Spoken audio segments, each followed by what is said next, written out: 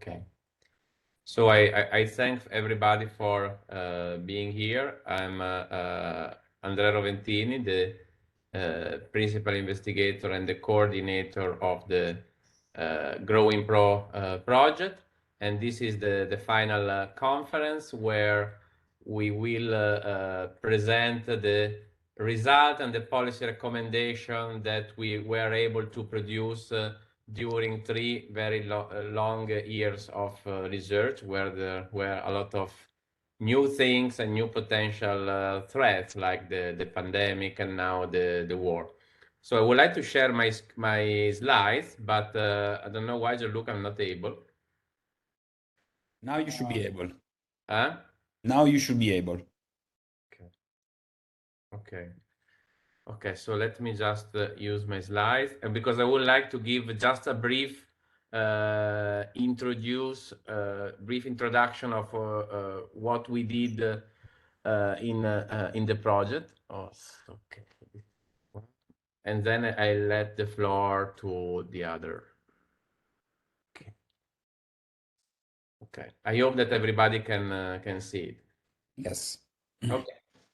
So just to give a little bit of context, okay, the main goals of the GroWInPro project was to understand the anemic growth performance of the European Union in the last years, in the last decades, and once we understand the problem and the issue, provide a set of policy solutions. So this policy solution should restore growth, and in particular, we would like to have a good type of growth, that is a growth that is sustainable, so tackle climate change, and also is inclusive, that is possibly reduce inequality.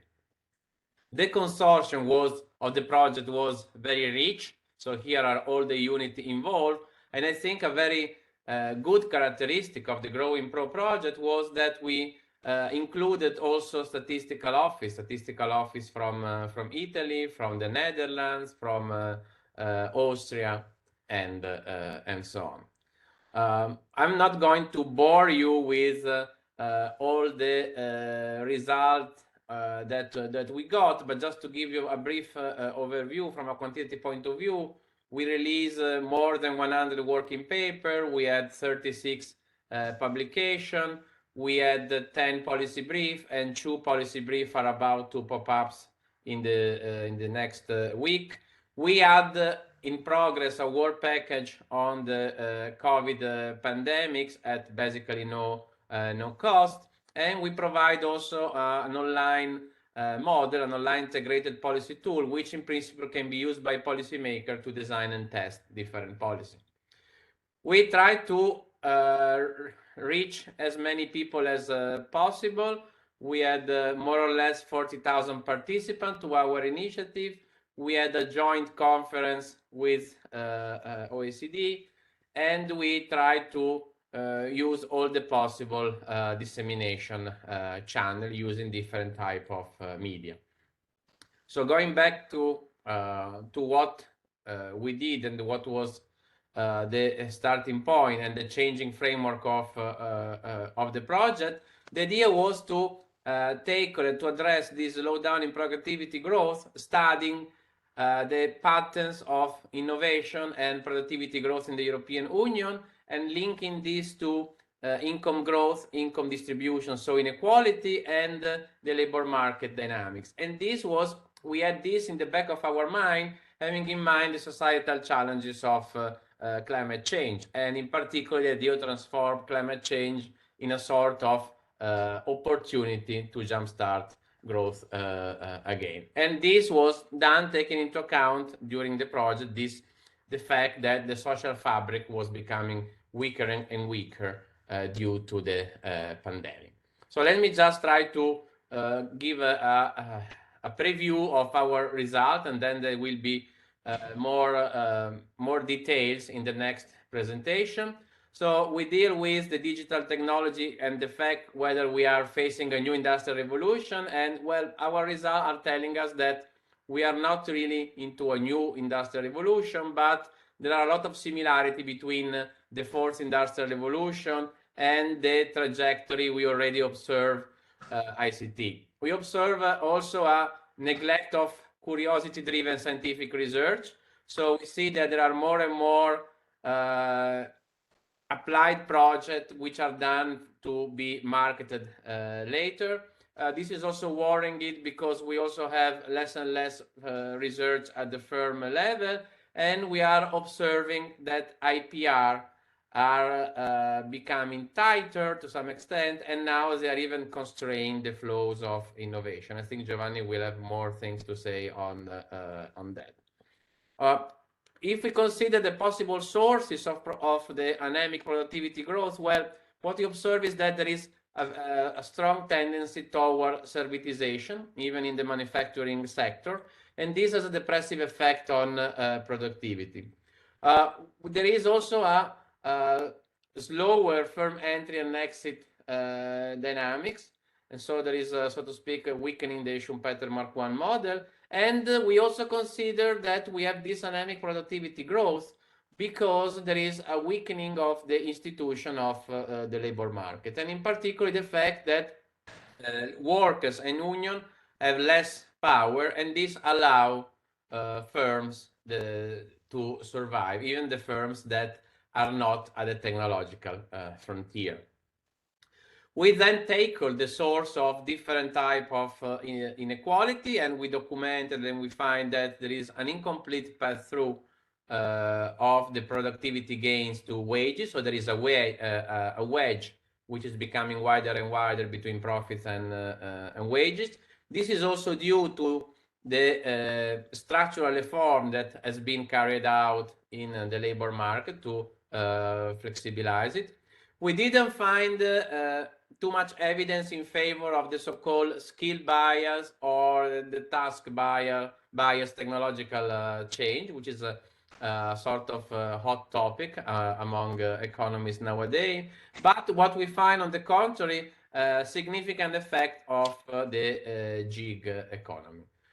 So we the new atypical form of labor relation, and we also find information-based winner-take-all firms, and this is very bad also for the increasing level of inequality and the wages and the rights of the worker. Now, let me go through very quickly about the policy that we found, and then this policy will also be discussed in the final roundtable. We have a policy brief that will be released in the next 2 weeks, where we discuss the fact that we need a reform of the intellectual property right regime. And this is even more evidence once we consider the pharmaceutical sector and we consider the development of the vaccine during the pandemic. On the other innovation policy, what we find is that the so-called indirect innovation policy, that is the policy that are grounded on incentives, so I'm considering subsidy, R&D subsidy, investment discount, and so on, they work, but they are extremely costly. On the contrary, what we find is that the direct policy, that is the policy that involve a more direct role of the government, are high risk, high return policy, and they are much more effective, not only to foster productivity growth, but also GDP growth of the European Union, of any single country, without increasing the deficit on the country. Naturally, this is related to the fundamental role of university research, but also public procurement, which, for instance, has been used very well by the US. And we make the case for mission-oriented policy, especially to address the challenges of climate change. So referring to this, one of the basic results that we got is that carbon pricing policy are not very effective, so they're not very useful to stay below the target of the 2 degree.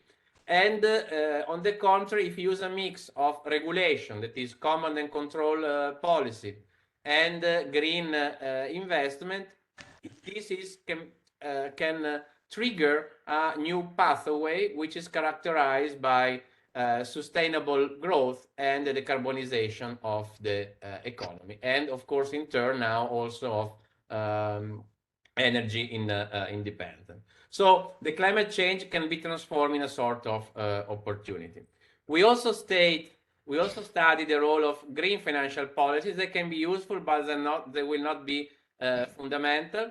And also we make the case for a permanent fiscal capacity. I mean, the next generation EU should become, so to speak, should not be just be one shot policy, but should become established to account for the challenges that we are faces. And then last but not least, we argue that the European Union also need good structural reform in the labor market. So we make the case that we should increase the rigidity of the labor market. So instead of increasing the flexibility, we need more rigidity. This implies regulating the new form of causal work related to the gig economy.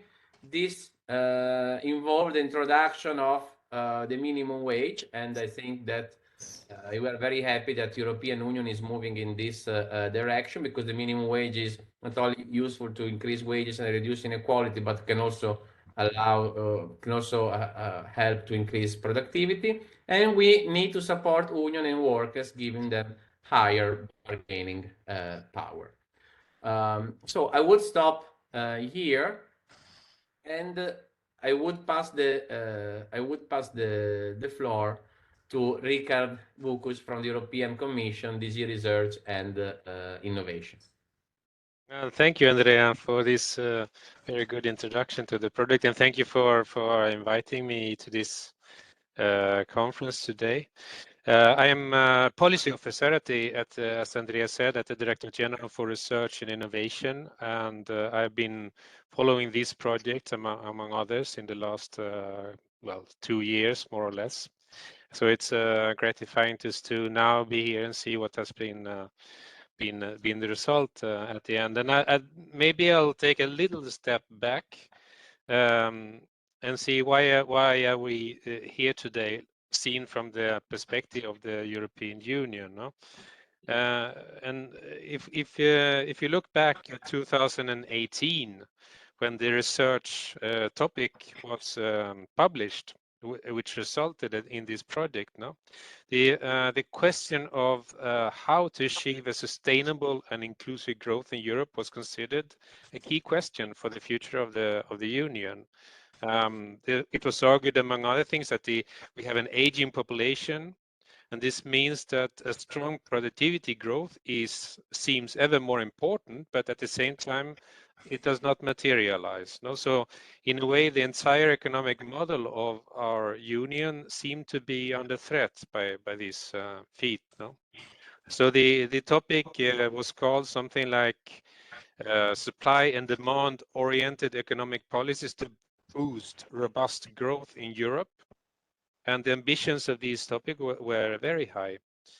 And the project, the GroWInPro project, the aim stated was to propose an integrated policy package which is able to sustain an inclusive and welfare-enhancing process of growth, which is also resilient to climate change and population aging. So again, very high ambitions. And as Andrea mentioned, I mean, a lot of things have happened since 2018. We have had a pandemic. We have a war in our neighborhood now. We have inflation. We even have a starvation crisis in our neighborhood.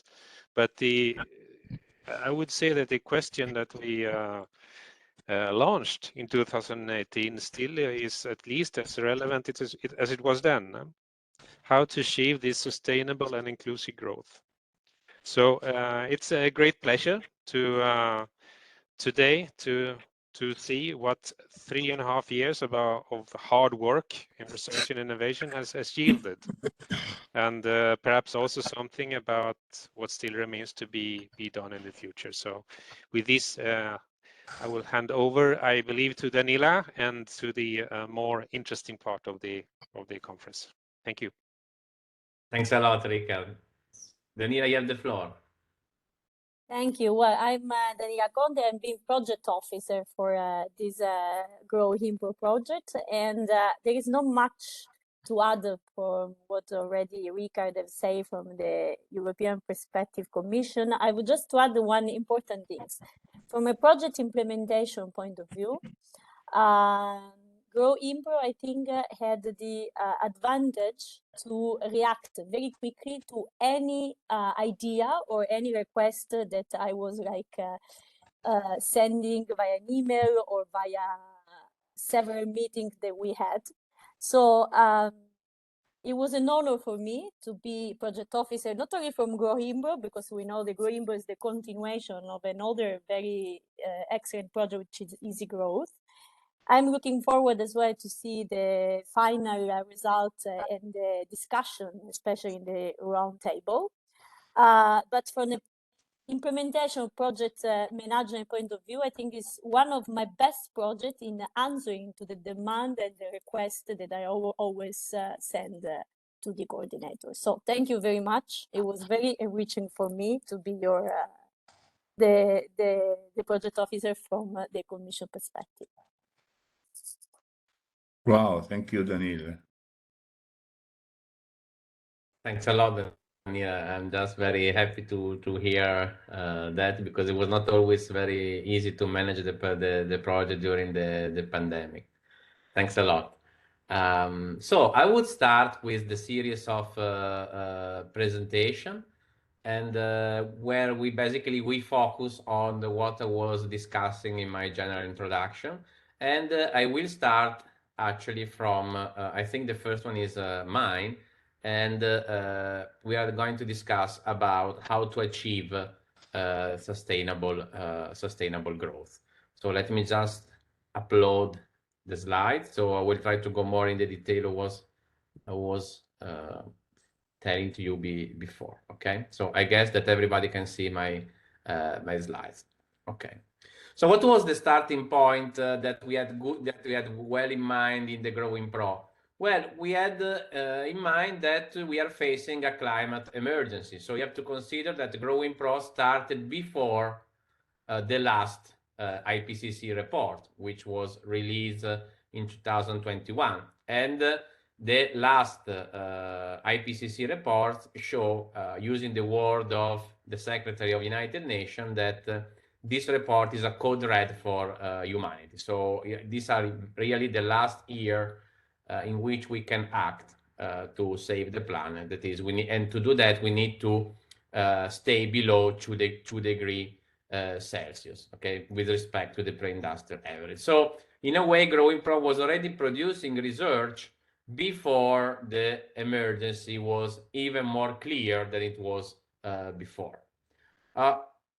And indeed, we had in our one empirical paper that was published in the proceeding of the National Academy of Science, we were already finding that if you consider the cost of climate anomalies, that is the cost of climate disaster, they were increasingly fast.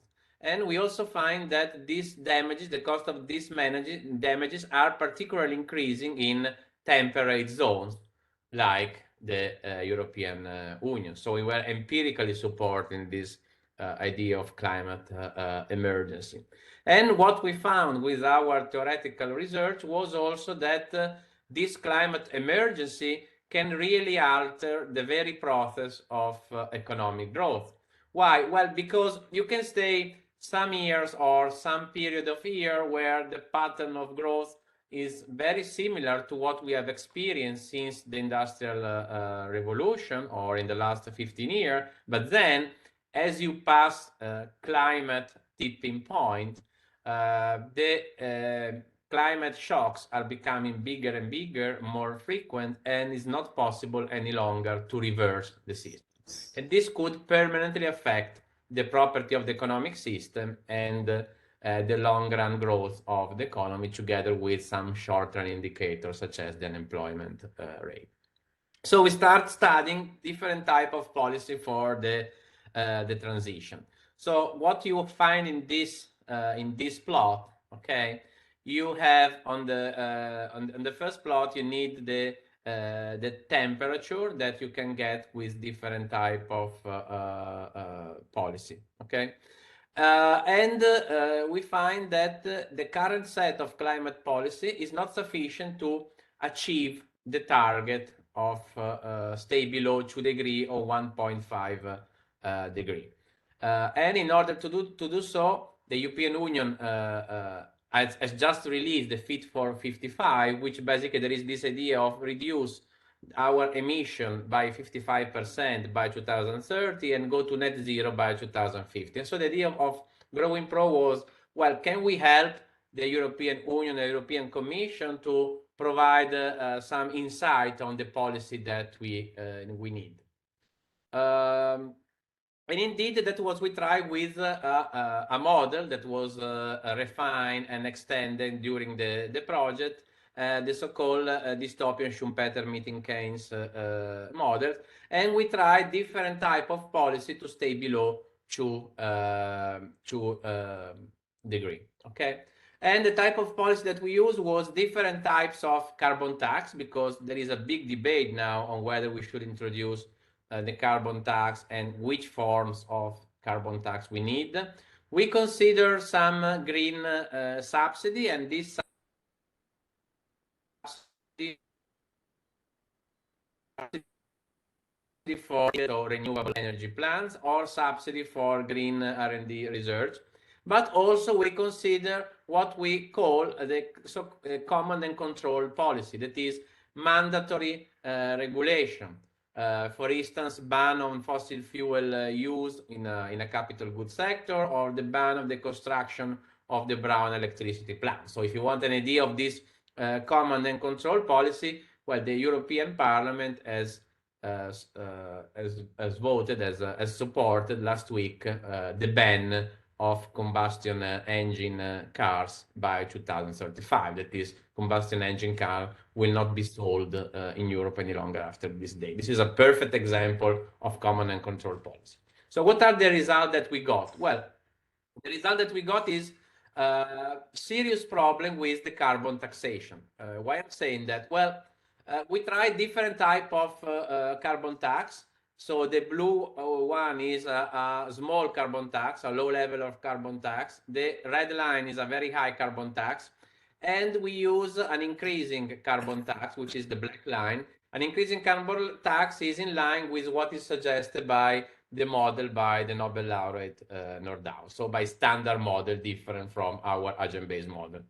What we find? Well, we find that the carbon tax is not very effective for two reasons. Well, the first is that if the carbon tax is not big enough, the carbon tax is not able to trigger the green transition. So you depress the economy without triggering the green transition. On the other hand, if the carbon tax is sufficiently high, you trigger the transition and you're able to meet the 2 degree, and then, but this is going to create an employment crisis. So you face the trade-off between growth and employment and decarbonization, which is very often is advocated in particular by groups lobbying against the European Commission policy.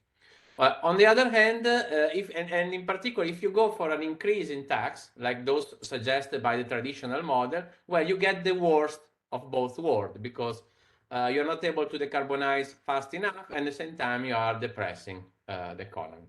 So these results are a little bit depressing, but I hope to cheer you up a little bit with this new result, because indeed we find that what we call direct policy works much better. What does it mean, direct policy? Well, here we test jointly this command and control, that is this regulation, together with green public investment.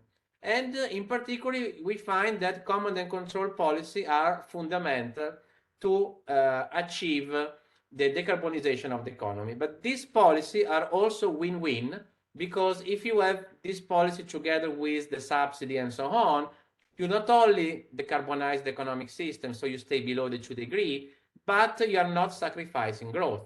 And actually, you are boosting productivity. We also consider the impact of this policy on the public budget. because you want to have a complete win-win pathway, so to speak. There is a limited, in particular in the short run, a limited impact, a limited cost on the public budget. But also we find that if you introduce a very small carbon tax, which is used not to trigger the green transition, but only to pay for the other policy, well, in this case, we are even able to do this transition without any cost for the public finance. Then we did a complete comparison between different policies. So in the paper you will have more detail, and in particular we consider their cost, their speed, their impact on the decarbonization speed, on the climate mitigation, on the possible friction such as unemployment crisis of business failure during the transition.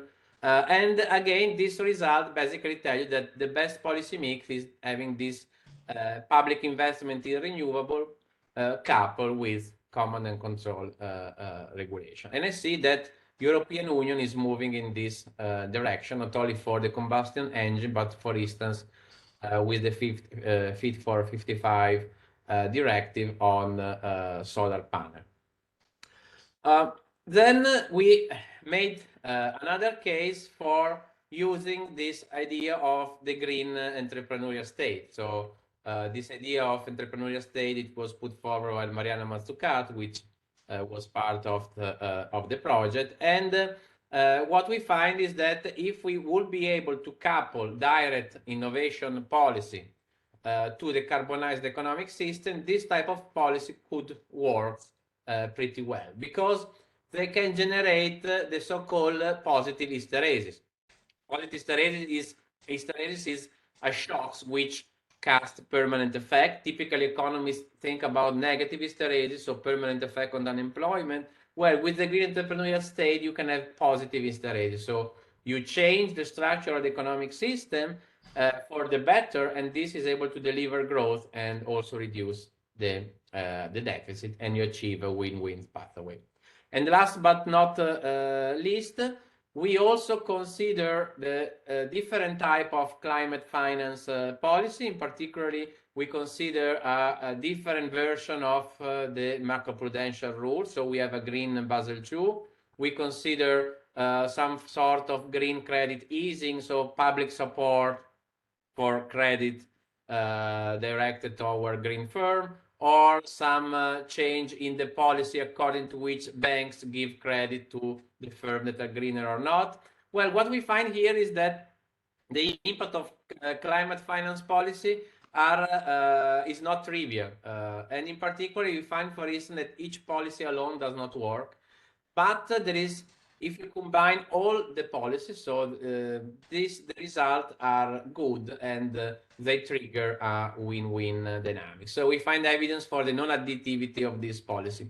However, the role for green financial policy is pretty limited. So you cannot hope to achieve the target that European Union is searching for only with green financial policy, but what you need is the type of policy we were discussing before, in particular command and control, and innovation and industrial policy. So let me just conclude, go straight to the conclusion before the other presentation. So what we find is that the carbon pricing policy are ineffective to stay below the 2 degree. We need this we need regulation, tighter regulation, and innovation and investment policy for green and renewable technology. This achieve a win-win sustainable growth pathway, and if one wants also to reduce the small cost on the public budget, one could introduce a mild carbon tax. Of course, one has to keep in mind that these results are even more pressing and are even more relevant now that European Union is trying not only to achieve green growth and decarbonize the economy, but is also searching for the energy independence from the gas, in particular from the Russian gas. And as I was telling you before, if you go on the financial side, so the macroprudential and the credit policy, they have a role, but their role and their scope is still limited. Okay, I would stop it here. And of course, if there are some clarifying questions, I'm happy to answer before passing the floor to the next speaker.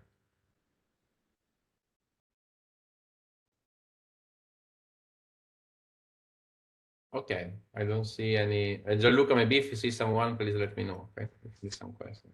Okay, Sure.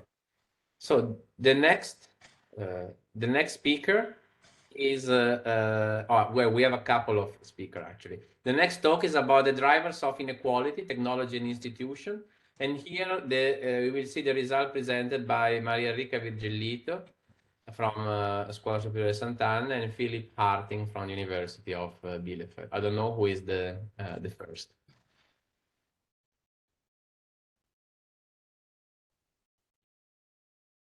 I think Marika. Okay, I mute myself.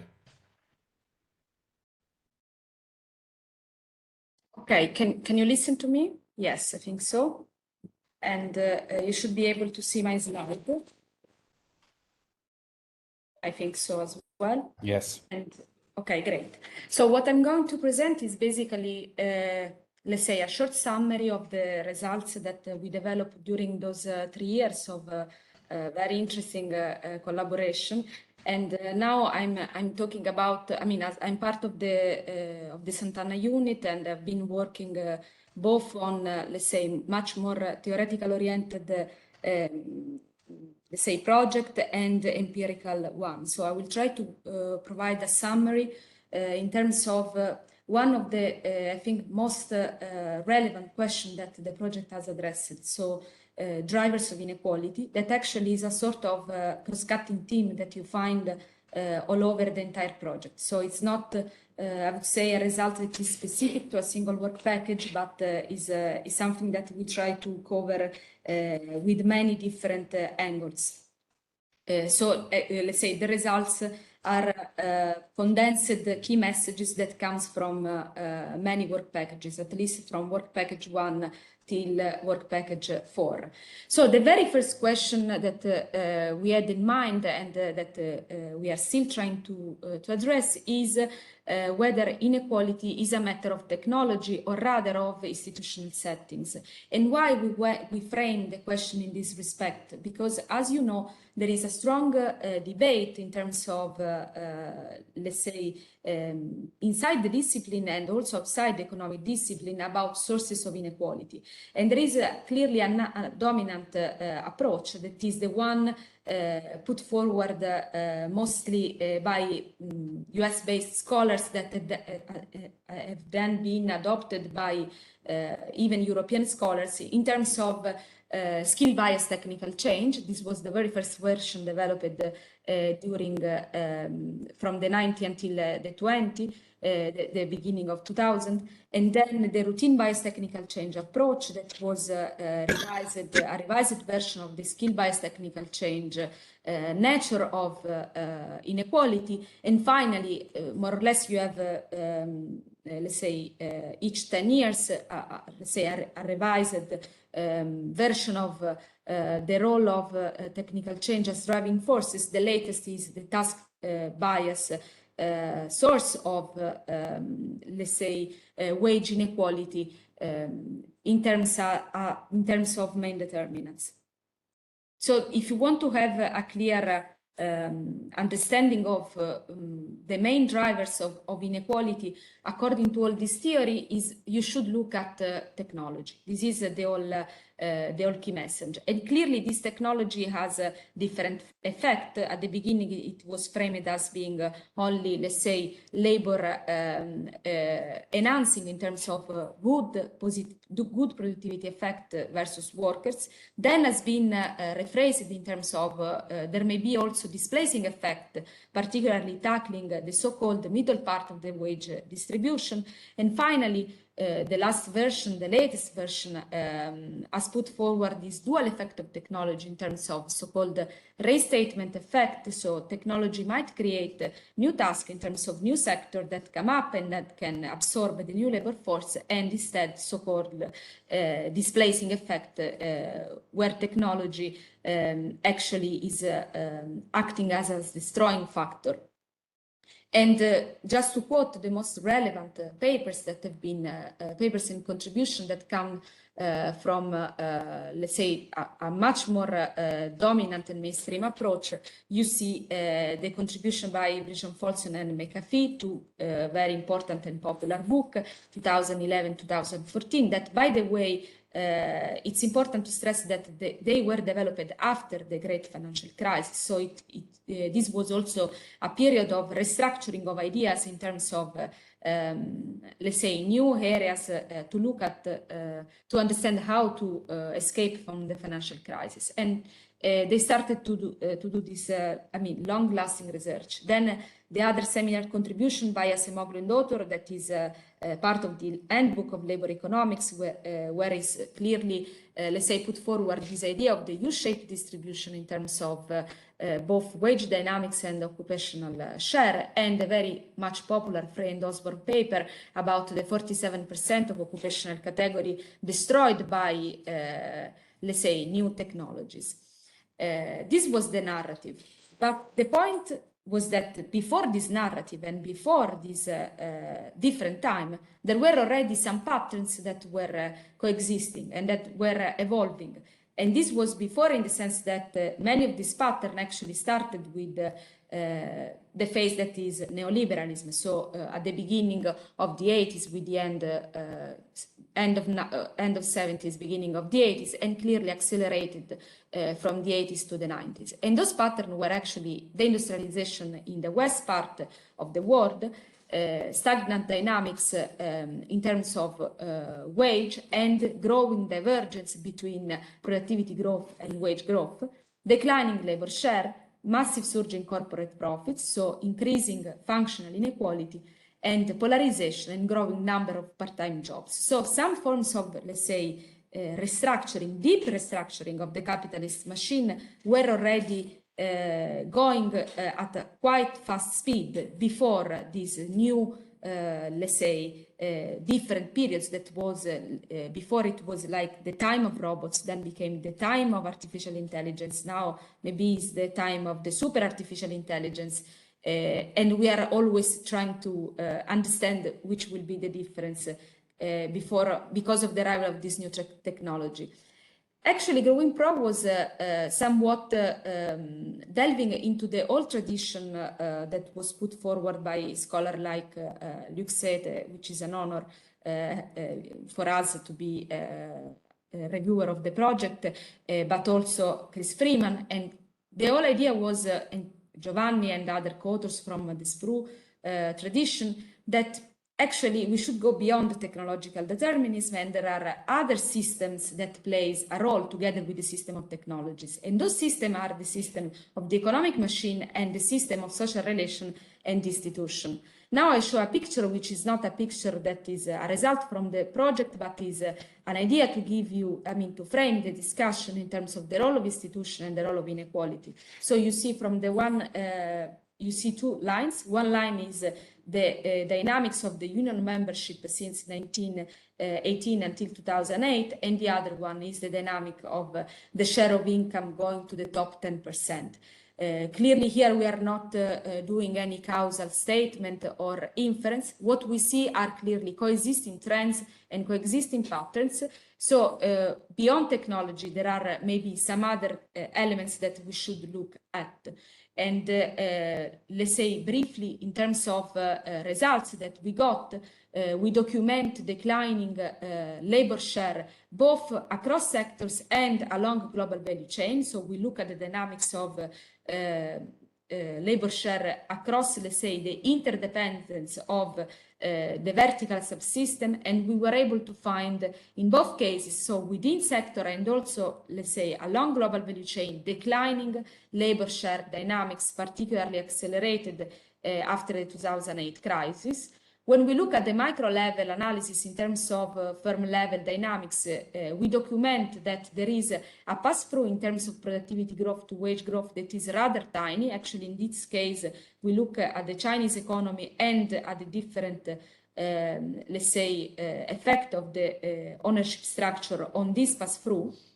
We document by means of theoretical models that I'm sure on which I'm sure you will have clear insight from the next presentation, that the weakening of unions is a actual determinant of both wage inequality but also productivity stagnation. So institutions are, whenever they become weaker, they are weaker both in terms of, let's say, redistributive effect, but also in terms of efficiency effect, which is something that was that is clearly at the core of the interest of the European Union. So it's not only a matter of redistributive interest, it's also a matter of efficiency. And inequality, rather than being a technological-driven phenomenon, overall can be attributed to wage compression policies and eroding working bargaining power, occupational stability, and wages increases. So the way in which labor market institutions have been transformed since let's say the policy studies put forward by OECD 1992 has been very much conducive in creating inequality in the system. Very different level of inequality. We have been looking at gender inequality. We've been looking at contractual inequality in terms of different type of occupational stability. We've been looking at north-south divergence, so structural inequality across places. And in a way or in another, you find this leitmotif. So key message are that the institutional settings and the weakening of labor institutions count more than technology to explain inequality. Now, so the counter argument is that, so what is the role of technologies in all that?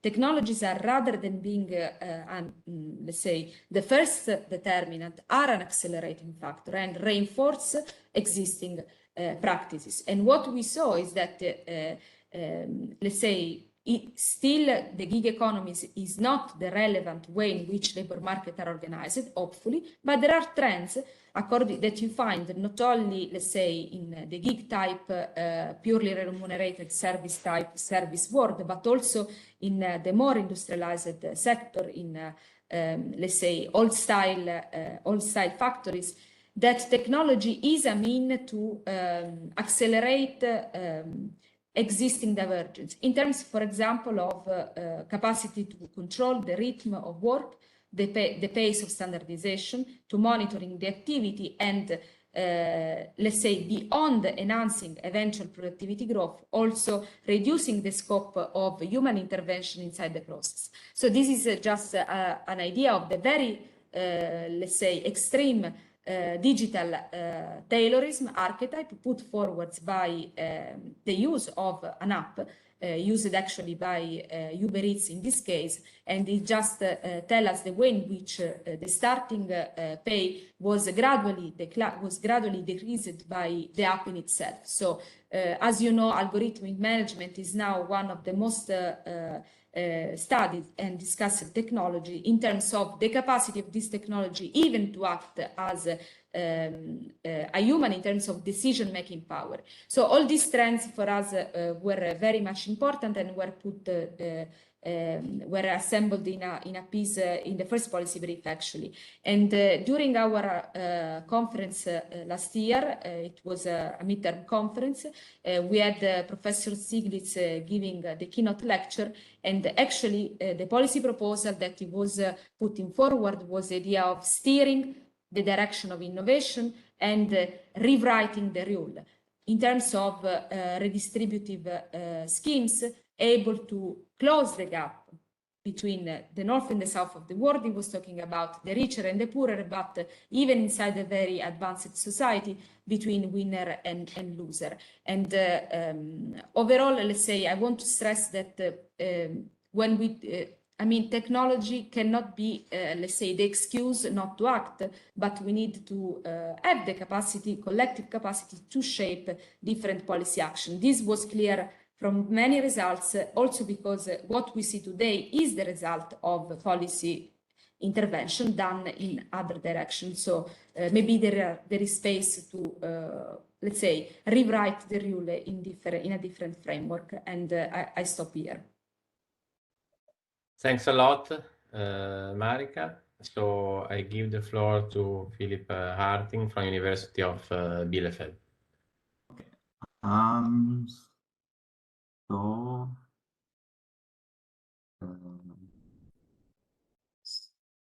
so can you see my screen now? Yes. Great. Thank you for having me. And so I'm actually about the impact of technology on inequality. And we are focusing here, I want to present a very specific work, which we are working on in the last 1.5 years in GroWINPro. And this is a paper where we want to look at the impact of digitization on inequality. And here, especially digitization of products. Many of the literature which is dealing about the effect of digitization and digitalization also on inequality, as we have just seen in Marika's talk, is very much about automation and aspects of digitization which are related to processes. And but what we are currently seeing, or already seeing for a bit longer, is that now products are much more digitized or increasingly digitized, and this causes a dramatic improvement in product functionality and product performances. And so the natural question one can ask is, what are the effects of these increased product functionalities and performances on things like market dynamics, structural change, but also inequality, especially in a global context where we have global value chains, and the production is divided along these value chains, and some products like intermediate products are produced in some regions, and final products are produced in other regions. And this we want to essentially study by using a new agent-based industry model, which has a multi-sectoral and multi-regional structure.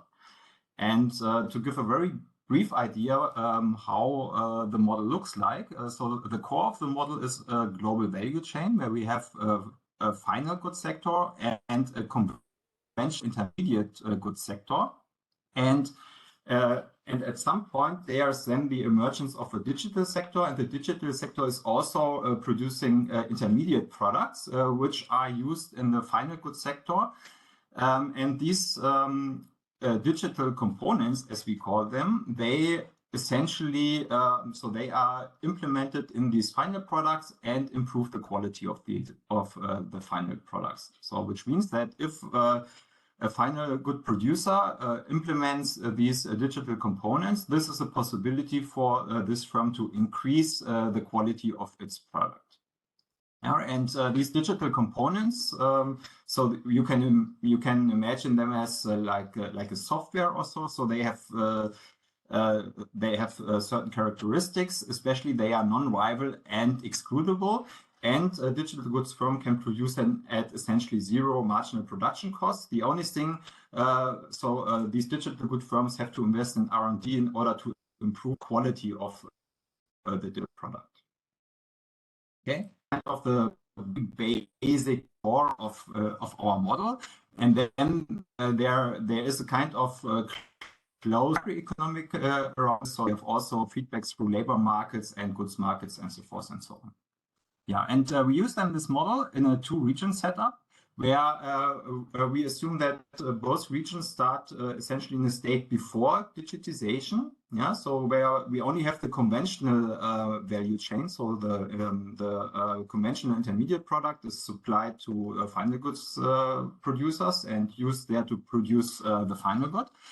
And then at a certain point, the digitization starts, and then these firms can also buy digital components. And before the digitization, we assume that these two regions are essentially heterogeneous with respect to the base quality of the final product. Yeah? So the final products, they have a base quality. So without digitization, so kind of the initial quality. And we assume that in region 1, the base quality is higher than in region 2, which induces some asymmetries in the economic performance of these two regions. Okay, and then we assume that there are essentially two digitization scenarios, and these two digitization scenarios differ from each other in terms of how the digitization interacts with the quality of the final product. So we assume on the one hand a scenario where we assume no complementarity between the quality of the final product and the quality of the digital components. So which means that if a company has already a high base quality, then it doesn't have an additional advantage when implementing digital components. And in the other scenario, this is the opposite. Here we assume strong complementarities, and this means that if a firm has already a high base quality, a final good firm, and then it installs a digital component, then it can improve even further its quality. Okay, so that's kind of the base setup, and we run some Monte Carlo simulations here with this model. So where we either have a scenario where we don't have any digitization, or we have one of these two scenarios, the no complementarity case or the strong complementary case. And without digitization, our model essentially settles down in a statistical stationary state, where the GDP of region 1, which is the one where firms, the final good firms, have a higher base quality, is larger than the GDP in the other region, where the base quality is lower. And we also see a kind of sectoral differences between the two regions. So the region 1 is much stronger in the final goods sector, and region 2 is much stronger in the conventional input sector, so in this intermediate sector, so that we have a kind of global value chain where the region 2 produces essentially intermediate products and exports them to region 1, where they are used for producing final goods. And in this case, we have essentially low market concentration in both markets. And then we assume that in these ones where we do have digitization, at a certain point in time, digitization starts. Digital good firms start to develop these digital components and invest in R&D to also improve them. And final good firms can essentially buy these digital components, implement them in their final goods, and this improves the quality of final goods of the final good producers' products. Okay, so we can now essentially look at the different simulation outcomes. And the first thing one can look at is, okay, what happens at the digital goods sector? And here I want to show you that regardless of the digitization scenario, what happens is that the digital goods sector gets very much concentrated. So this you can see here in this right panel, where we have the Herfindahl index as a density plot over the batch runs. And you see that in more than 50% of runs, competition degenerates into a monopoly, and otherwise the Herfindahl index is also quite high, with here another peak at 0.5. And what we also see is that if you look at the share of value added in the digital goods sector as a share in attributed to region 1, we see that apparently the digital goods sector is very muds concentrated in one of the two locations, where region 2 seems to have an advantage over region 1. So that most of the time, the digital goods sector is established in region 1. And the emergence of this digital goods sector has an effect on the final goods sector, and the sign of the effect depends very much on which of the digitization scenarios we have. So if we are in this no complementary case, which is here this red line, we see when looking at the share of value added generated in the final goods sector in region 1, so we see that the share drops very much from like 85% to something like 50%, which means that there is a strong convergence in the final goods sector, so region 2 can catch up. Whereas if we have this complementary case, then region 1 can even improve its advantage and can eventually obtain more than 90% market shares in the final goods sector.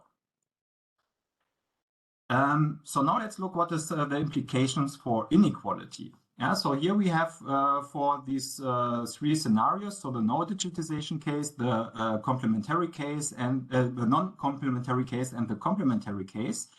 we have the effect on the Gini coefficient. So if there's no digitization, then there's essentially no effect. So the inequality level is on its initial or steady state level.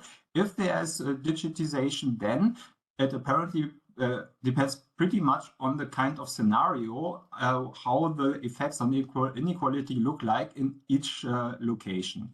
So in the case where we have complementarity and region 1 can improve its advantage, we see that this has a very strong effect on inequality in this region, whereas in this case where we have no complementarity, there's only a very mild effect on inequality in region 1. And in region 2, we see a similar effect. So in the red curve here, where we have no complementarity, so where region 2 catches up on the final goods market, we see that there's a stronger increase in inequality compared to the case where we have complementarity and where there's this even increasing gap between the two countries. And this increase in inequality we can show is essentially driven by different channels. And one of the main channel is the increasing heterogeneity on the final goods market. So before the digitization, the final good firms are very homogeneous because there are no quality differences, at least within the region. There are only quality differences between the regions. But if the digitization starts, then firms get more and more heterogeneous with respect to their qualities because they implement these digital components at different rates. And this induces heterogeneity with respect to profitability and eventually also with respect to wages they pay for their workers. And here you see essentially the Gini coefficient of wages paid in the final goods sector for region 1 and region 2. And if you compare this with the overall Gini coefficient, then you see that there's a very strong correlation between those figures here and those figures here. Yeah, so which means that the strongest effect on inequality here is really through this additional heterogeneity, which is induced by the digitization on the final goods market. Another important channel is in which location eventually the digital goods sector is established. And this you can essentially see here, where we distinguish our runs into cases where the digital goods sector established in region 1 or in region 2. And you can see that looking at the overall Gini in region 1 and region 2, the Gini coefficient is higher in those cases where the digital goods sector is established in the one or the other region. So here in these cases where we have the red line above the blue line, so those are the cases where the digital goods sector established in region 1, and we see a stronger effect on inequality there compared to cases where the digital goods sector established in region 2. And for region 2, we essentially see exactly the same effect. So when the digital goods sector established in region 2, then we have also there a stronger effect on inequality. And this is mainly because in the digital goods sector, the firms pay relatively high wages and a small amount of people are employed in this digital goods sector. And this increases directly the inequality. And then there are also kind of spillover effects into the other sectors. So the wages there for high-skilled workers increase as well. And this contributes then overall to an increase in equality in the economy. Yeah, and this is what I wanted to show you. So thank you for your attention. And I guess we can, if there are no questions, we can hand over to the next presentation. Thanks a lot, Philips, and thanks a lot, Marika. Yes, if there are no clarifying questions and so on, I would pass I will leave the floor to Giovanni Dosi, and he has a speech on do we need patents for fostering pharmaceutical innovation? That was a topic in which, especially during the last year of the project, we did quite a lot of research. So, Giovanni, I don't know if you have slides or not. No. Okay, so you have the floor and you can talk. Well, I think that the arrival of COVID was certainly a tragedy for the population, was also a litmus test for the general system of innovation, the related incentives or not, and basically is epitomizes what is wrong in the current system of intellectual property right, not only in pharmaceutical, in premise in pharmaceutical, but I'd suggest along the board. Now, at the first look, it seems a success. A few months after the COVID pandemic, we had already a lot of vaccines. In fact, now I counted 15 available from all over the world, and maybe there are more. But where do they come from first? These vaccines are there because there's been a redundant, rich knowledge base that was publicly produced with public money in public institutions, Oxford, MIT, Harvard, University of Texas, Gamaliel Institute, University of Mainz, Fidley, laboratories in Cuba, etc. This should not be surprising. I mean, all new molecular entities authorized by the Food and Drug Administration in the US in this decade have some public money behind, some or a lot or all new molecular entities.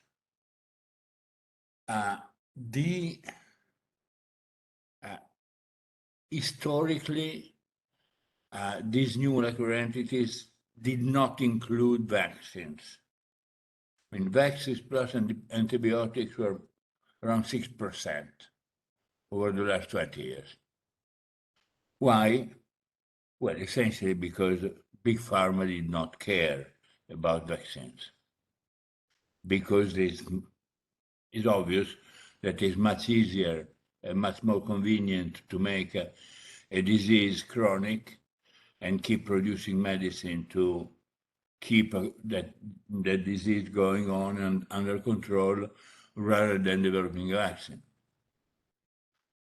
Of course, things change with COVID because the public pours an enormous amount of money into developing vaccines. Rough estimates are 8 billion by the European Union, 18 billion by the United States, plus other contracts for the purchase of the vaccine themselves. So, of course, Big Pharma jumps in.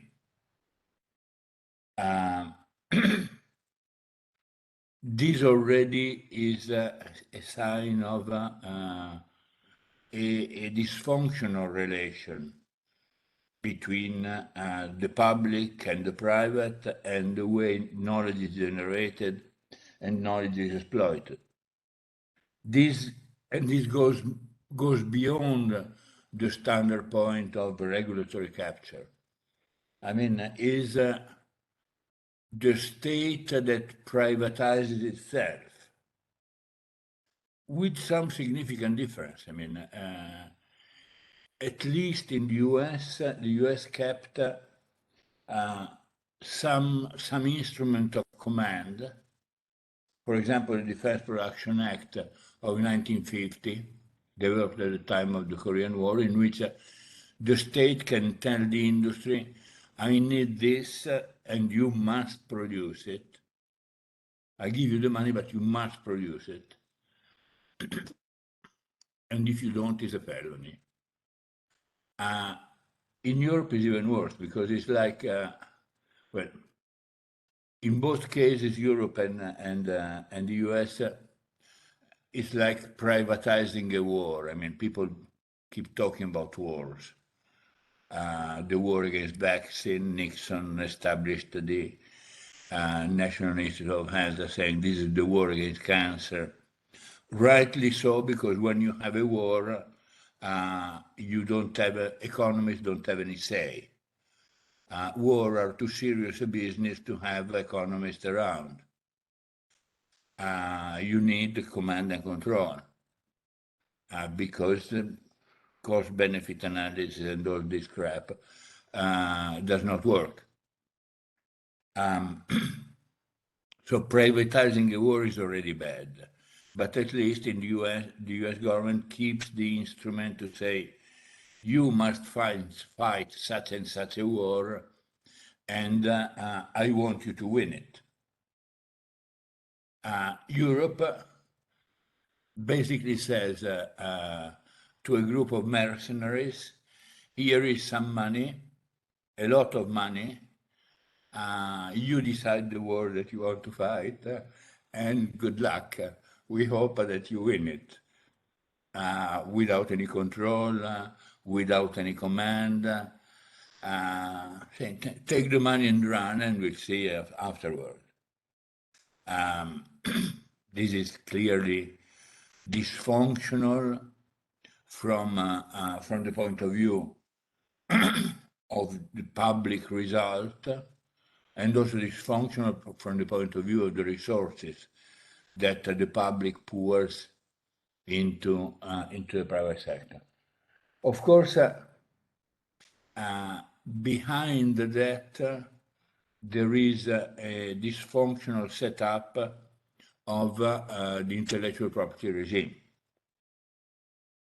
which essentially has two bad major features.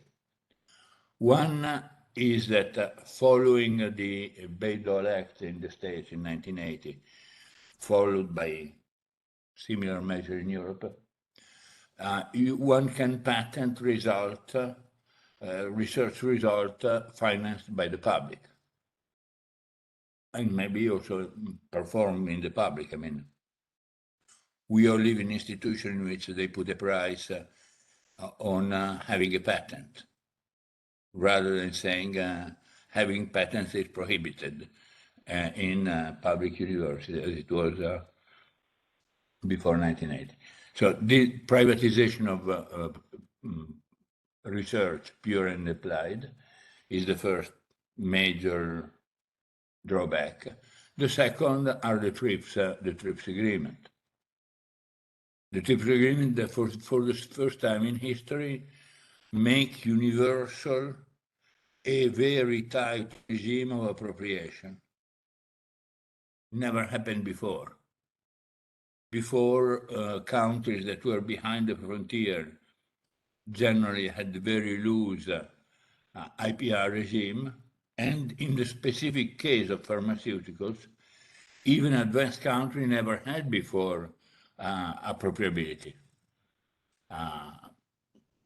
The Netherlands, Switzerland is part of the international oligopoly of pharma, and until 1988 did not have pharmacy protection of drugs.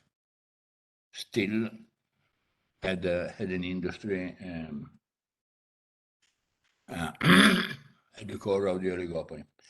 I think here, from the policy point of view, we need to be radical. One, we should acknowledge that health is a universal right, and therefore should be treated like a public right, like, say, justice or security. You cannot privatize justice, even if we have countries in which this has been privatized, like Italy, but this is deeply dysfunctional, in which there are people that can buy their own ruling, their own sentences. We have got to go back to a regime in Europe. The United States has never experienced it. in which, at least in principle, health is a right of everyone. On international level, this means a deep reform into the trip regimes with an extension, permanent extension of the waiver for developing countries. And finally, in terms of organization of research itself, the public has to move to step 3 of, there is step 1 that is research into new chemical entities, receptors, and things like that. And this is done by the public. If there is something promising, either the scientists that discovered that go away or start a part-time service to the university, and part-time they are in their own biotech firm, waiting to be sold to Big Pharma. Or Big Pharma buys directly from the university this new chemical entity or whatever, or this new process, whatever. The second stage is in vitro study, which is not very expensive. The third stage is, if the thing is promising, is the test on animals and humans, which is done by Big Pharma under condition of terrible conflict of interest, with no disclosure requirement of the result, except for the elaboration. And there are around firms that are specialized in massaging the data. I let you imagine what it is, massaging the data. So, testing is something in between statistics and marketing. The proposal that is not only mine, but it's George Stiglitz, even George Soros, many others, is to have the public moving to stage 3. So all the way to testing, and at that point, you will have the very production of whatever the vaccine, the drug, given to Big Pharma on a non-exclusive basis. But at that point, they will have to be paid at marginal cost. And say, I'm of course exaggerating, but making an antibiotic is a bit like making beer. I'm joking, but not so much. So you will not be able to charge enormous prices. This type of reform would be at negative cost for the public. Negative cost. Massively negative cost. Because nowadays the public pays for basic research, for the hospital in which the things, the potential drugs are tested, and then for the final drug, on which it is charged the markup also on the money that we paid in the first place. Having the public moving to stage 3 implies that the public can finally decide the rate and direction of search. And the rate and direction of search has got to be informed not by how much money you can make on different drugs, but by the social priorities that society itself set. I'm through.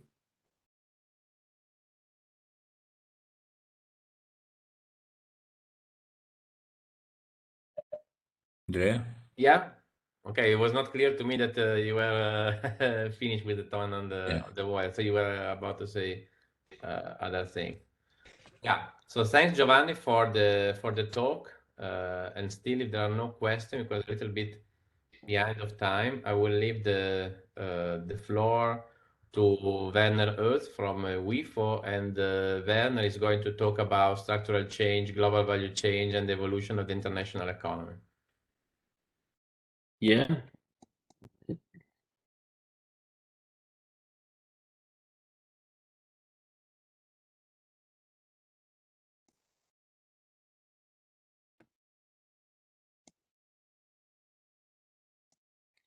Oops.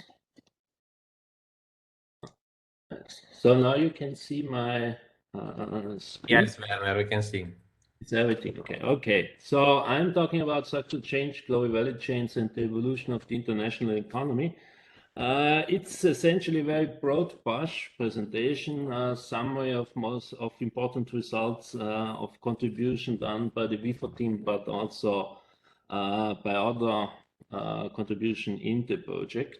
What I'm going to talk is about structural change, then structural change and global value chains, where I also scratch the issues of financial and real globalization, whether they're the same, and also go a bit into the European dimension.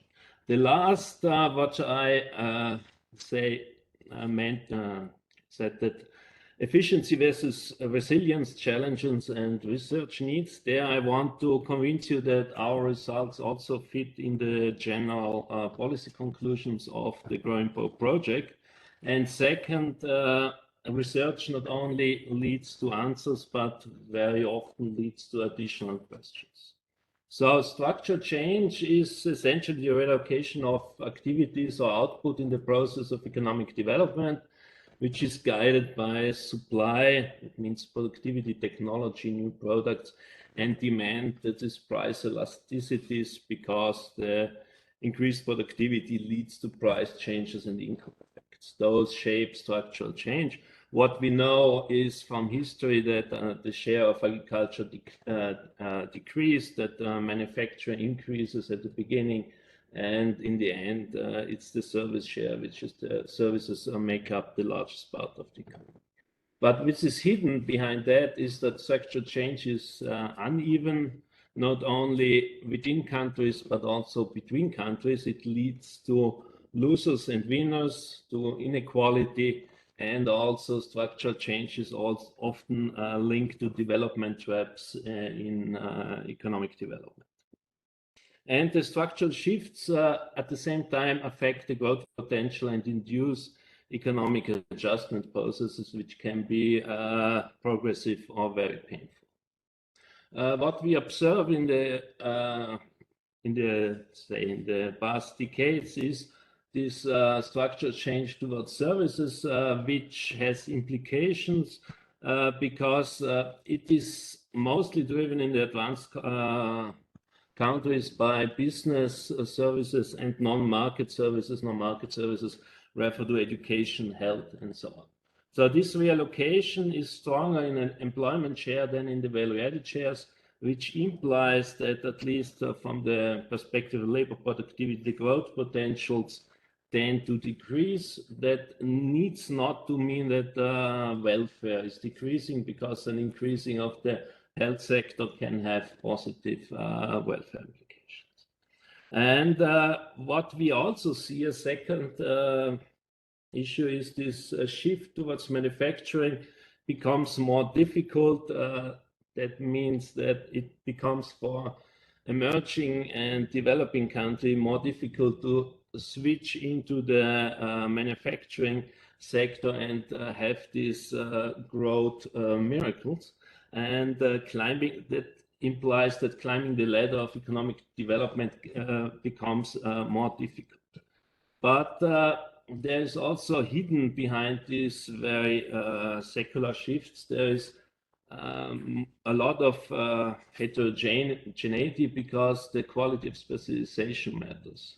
So on the one hand, if we look at the advanced economies, what we our results show that business services have also an important technology component, and are complementary to high-tech manufacturing, that there are differences between high and medium technology manufacturing and low technology manufacturing, so that in the sense that productivity increases are especially recorded in this high technology and medium technology manufacturing. And also what was emphasized by Giovanni Dosi and co-authors, this Keynesian Schumpeterian efficiency. Keynesian efficiency would refer to the production of a product basket which is consumed more often with increasing income, and the Schumpeterian efficiency refers more to innovation and the productivity change. And also for the manufacturing share itself, seems to be important that countries are able to produce products that replace other products, because if one goes on the very product base, one sees that production of certain products can be displaced from certain countries, especially if one considers smaller. And also the aspect of tradables and non-tradables. Here, especially relevant seems the construction sector and buildings. Specialization in this area can lead to growth traps or to adjustment processes that are painful. What emerges out of this is that I copied here the motto of Dosi et al., diversify into activities that offer the greatest opportunity of learning and demand growth, irrespective of current comparative advantage, seems to be important, and which directly leads to innovation and technology policy, which is especially also relevant in times where the climate change becomes more present. A short digression, we looked also at the servitization of manufacturing, which is often mentioned. Servitization refers to the increased provision of services by manufacturing firms. Our results for the period 2014 show that this servitization seems to be stagnant. There's a bit of increase in the provision of high-tech services, but all other knowledge-intensive services, we don't see a large increase in the provision by manufacturing firms. What we can also see that there are high differences across countries and across industries, and the regression results then show that this servitization per se does not contribute to growth, but it's more related to the fit with the economic model. That means the specialization patterns of the economy before us. So we see more servitization in countries which are characterized by a higher service share per se. When we go to the global value chains are referred to the fragmentation of the international division of labor, where it's no longer specialization in products, but specialization in tasks that matters. And in order to capture this, usually value-added trade data is used, and we can distinguish between two kinds of integration into value chains, namely forward integration, that is the domestic value added, which is contained in foreign exports, and backward integration, which means foreign value added, which is contained in domestic imports. What we see is that the statistics show that the financial crisis, which covered the time period which we were analyzing using the OECD TIVA data, led to a downturn, which is clearly because manufacturing got during the financial crisis hit very fast. But also up to 2015, we see a decline in the GVC participation for both the advanced economies and the emerging economies we have in the sample. The position, which means that the forward integration seemed to be less affected than the backward integration. but we don't see a complete disintegration. What our regression results show is that the participation in global value chain is associated with a higher growth potential, especially in emerging and developing countries. This is likely the case because it's also associated more to the manufacturing sector, because this data is, of course, export data and covers mainly manufacturing industries. And forward integration shows a weak association with the growth of R&D intensity, again for emerging and developing countries, but not the backward integration, which suggests that there may be some spillover effects. But it's weak because the most important driving force, both for the emerging and the advanced countries, is the build-up of R&D capacities by spending on R&D. What we find no direct effect of the GVC on the size of the manufacturing share per se, but a higher GVC participation is associated with a lower share of mortgage credit. We think that is related to investment opportunities other than in the construction sector. But that suggests that GVC participation leads to a different kind of financial flows, which we then looked at, because often it's argued that this global value chain and financial globalization measured by international financial flows goes hand in hand. What we do not find. So first of all, what we find is the financial crisis essentially led to a reduction of international capital flows, especially debt flows, which is probably related primarily to the banking sector. What we do not observe is that it was led to a reduction of the equity flows. And forward integration promotes equity capital flow, but it's driven mostly by advanced countries, and probably it's mostly related to foreign direct investment. But if one looks at the interrelation between, say, these GVC, the global value chain indicators, and financial globalization, one can see that they are mostly very distinct phenomena, which are also for the equity flows. So there's we find no relationship between financial and the GVC globalization. What is, from a European perspective, interesting is Europe can be regarded as a regional value chains, and the European integration with the single market is driven also that in the build-up of these regional value chains. Overall, what we find is that the integration into European value chain had a positive impact on productivity if we use country sector data, but we also find that the forward integration in the EU has a negative and significant effect on labor productivity. That means that if domestic value added is included in foreign exports, while the backward integration into the EU, that means sourcing from within the EU, shows a positive and significant effect. This reflects mostly the existence, which is well known, of the banana or the manufacturing core. You have Eastern Europe as a workbench, and Southern Europe differs from the Indian integration. And what we observe at the same time is that the more productive industries with more complex products show a lower integration in the European regional value chain, but a higher global value chain integration.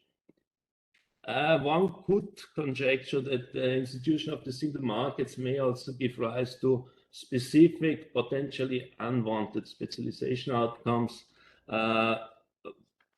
and but that is a conjecture which is shared by many. And so before moving to the final end about institutions, because a lot of the contributions take into account also the role of institution here, very broadly defined as the quality of the public sector, the rule of law, and so on. We see that institutions matter for structural change. There's a close association between the quality of institution and the ability to export complex products. If there's also a close association between the quality of institution and R&D capabilities at the country level, which suggests there's a coevolution of these capabilities and institutions, which supports then the, say, also the production of more complex goods. And our results also suggest a positive effect of EU accession on economic performance beyond the effect of pure trade integration, which may be related to institutional upgrading. So this was mostly backward looking and mostly an efficiency-oriented perspective, efficiency-oriented in the sense that we look at growth enhancing or effects of global value chains and structural change. But what we see with the COVID-19 crisis, the supply bottlenecks from China and the discussion about gas dependency now in the Ukraine war, that purely having an efficiency perspective may not be enough. The resilience becomes more important, and this has a number of reasons. On the one hand, as was discussed already by Andrea, the issue of climate change, the climate shocks affect also value chains, affect firms doing business. Then there is the issue of critical raw materials products, which refers to geopolitical aspects. Say that a national economic defense policy seems to be necessary also at the European level. We see developments in this area. And firms are screening for substitutes and go into the diversification of their value chains. If we look at why is this important, I plotted the share of enterprises which reported supply bottlenecks. It's the most important cause hampering production in Austria. And this reached during last year and also during this year levels of 45%, and before we observed, I think, 12% of them of the highest value. This calls for a more resilience-oriented perspective, which is probably associated with higher costs, because resilience in this sense can be seen as insurance, which costs something, but it allows, say, more stability. And these changes, say, both the supply bottlenecks, the discussion about gas dependency, and the other aspects have a potential to reshuffle some of the cards. Say, the regionalization of value chains, we see already, not in our data, because our data does not cover this phenomena, but we for certain value chains one sees already reshoring and greater diversification of the value chains. And the second issue, I mean, what we are talking often about with the financial crisis, 2008 is for us associated with the financial crisis, but 2008 was also a food crisis. And what is now emerging is a food crisis which can have important political consequences especially in developing countries. This suggests to us that a reshaping of the value chains could take place, and this creates both risks and opportunities for structural change. And especially, say, if the policies on climate change are implemented, this also increases probably cost of transport. And if the cost of transport is increased, this of course leads to a reshuffling of value chain. I stop here. Thank you for your attention. Thanks a lot, Werner. So we move to the last talk, and then before the roundtable, and it's Technology, Firm and Employment by Bettina Peter from ZEW. Yes.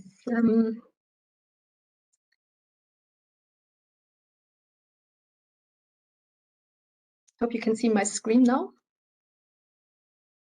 Okay. So I would like to talk about technology, firms, productivity, and employment. Well, this is a rather broad field, and I will just give you an overview of some key findings from the GroWInPro project, work that has been done by the ZEW, but also by members from Maastricht, because Pierre Monen cannot be here today, and also from the Estonian team. So what I would like to talk about in the next 15 to 20 minutes is about 4AR as the key technology trend that we currently observe, and how its impact productivity and how its impact employment. And well, all of these studies that I present are at the firm level, but in the last part, if time permits, I will also talk a little bit about a very specific, let's say, distinction of firms, that is the role of entrants and incumbents as carriers of productivity growth. So let's start with the fourth industrial revolution and its impact on productivity and what we found within the GroWInPro project. Well, the fourth industrial revolution is a technology trend that is expected to reignite slowing productivity growth. And it describes a technology trend of automation and digitization that increasingly substitutes human decision-making with systems of smart and interconnected objects. And Andrea already talked about the role between the fourth industrial revolution and former revolutions. Well, even though the fourth industrial revolution builds on information communication technologies of the third industrial revolution, it sets itself apart by the width of its scope, its system impact, the speed it's developing at, and also by allowing the automation of intellectual tasks.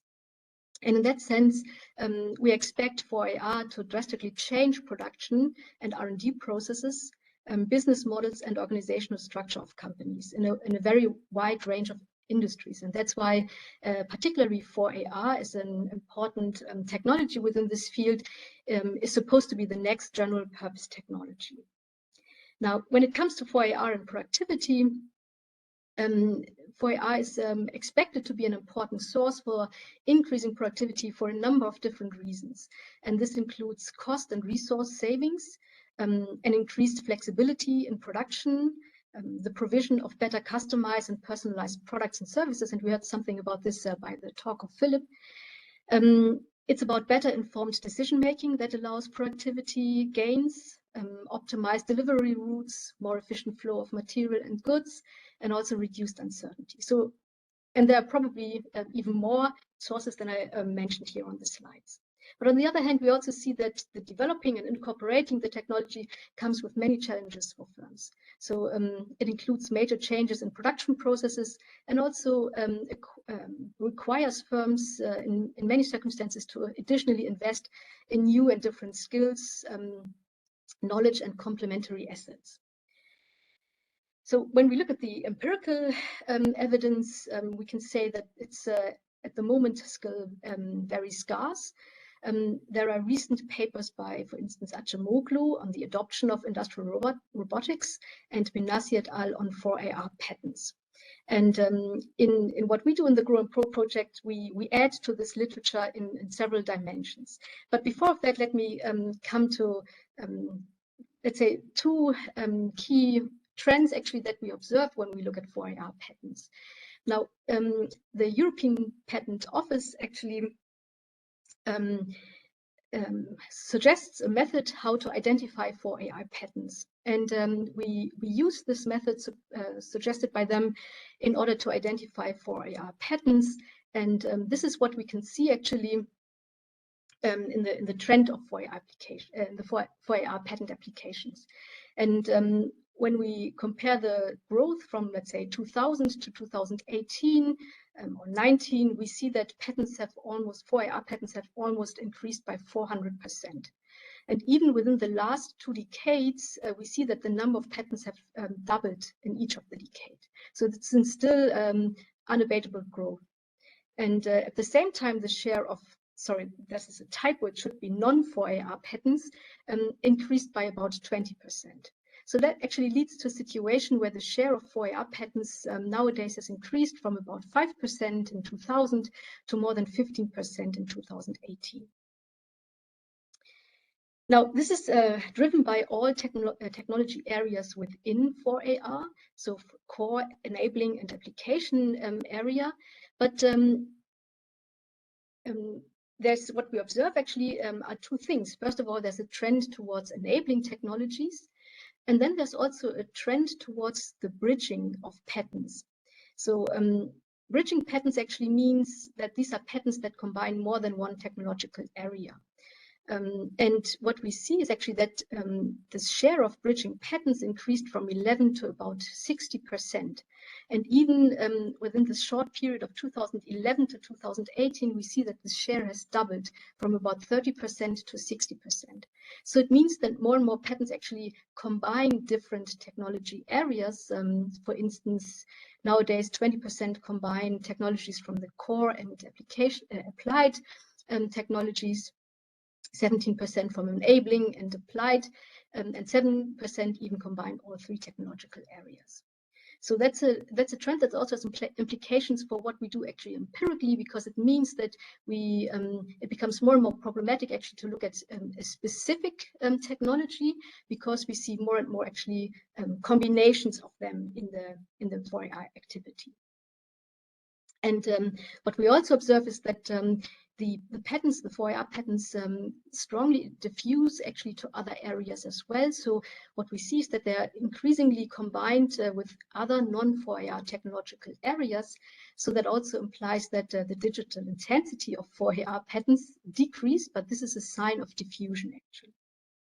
Now, what is now the productivity impact of 4AR and long-run benefits? And we did this in one study that we look at it in a dynamic discrete choice model, where we look at the choice of firms to invest either in 4AR technology or in non-4AR technology.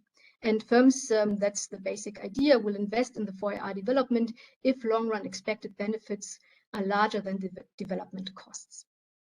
And we look at this question actually, at this choice for a sample of German high-tech manufacturing firms for the period 2008 to 2016. Now, one important finding that we see from our result is that there is a positive productivity impact of 4AR innovations. So 4AR innovations actually increase total factor productivity by around 7%. This is much higher than the effect of non-4AR innovations. Remember, these are patents that we measure here, and they actually would increase TFP by about 5%. Now, the productivity impact is just one, let's say, ingredient to this choice. Actually, it also depends on how long actually the firms will benefit from this productivity effect. So it also depends on the depreciation, let's say, put it like this, of the productivity impact.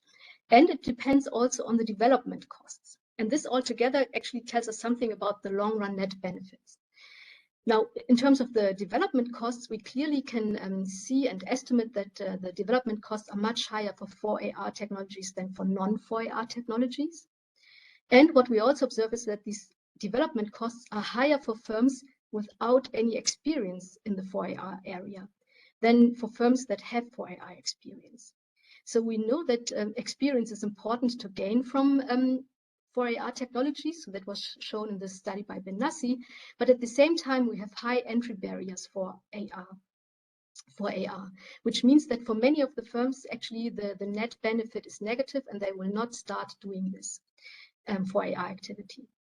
And even for those firms that show positive benefits, we see that that the long-run benefits are strongly positively skewed. So many firms, let's say few firms, with very high profits actually.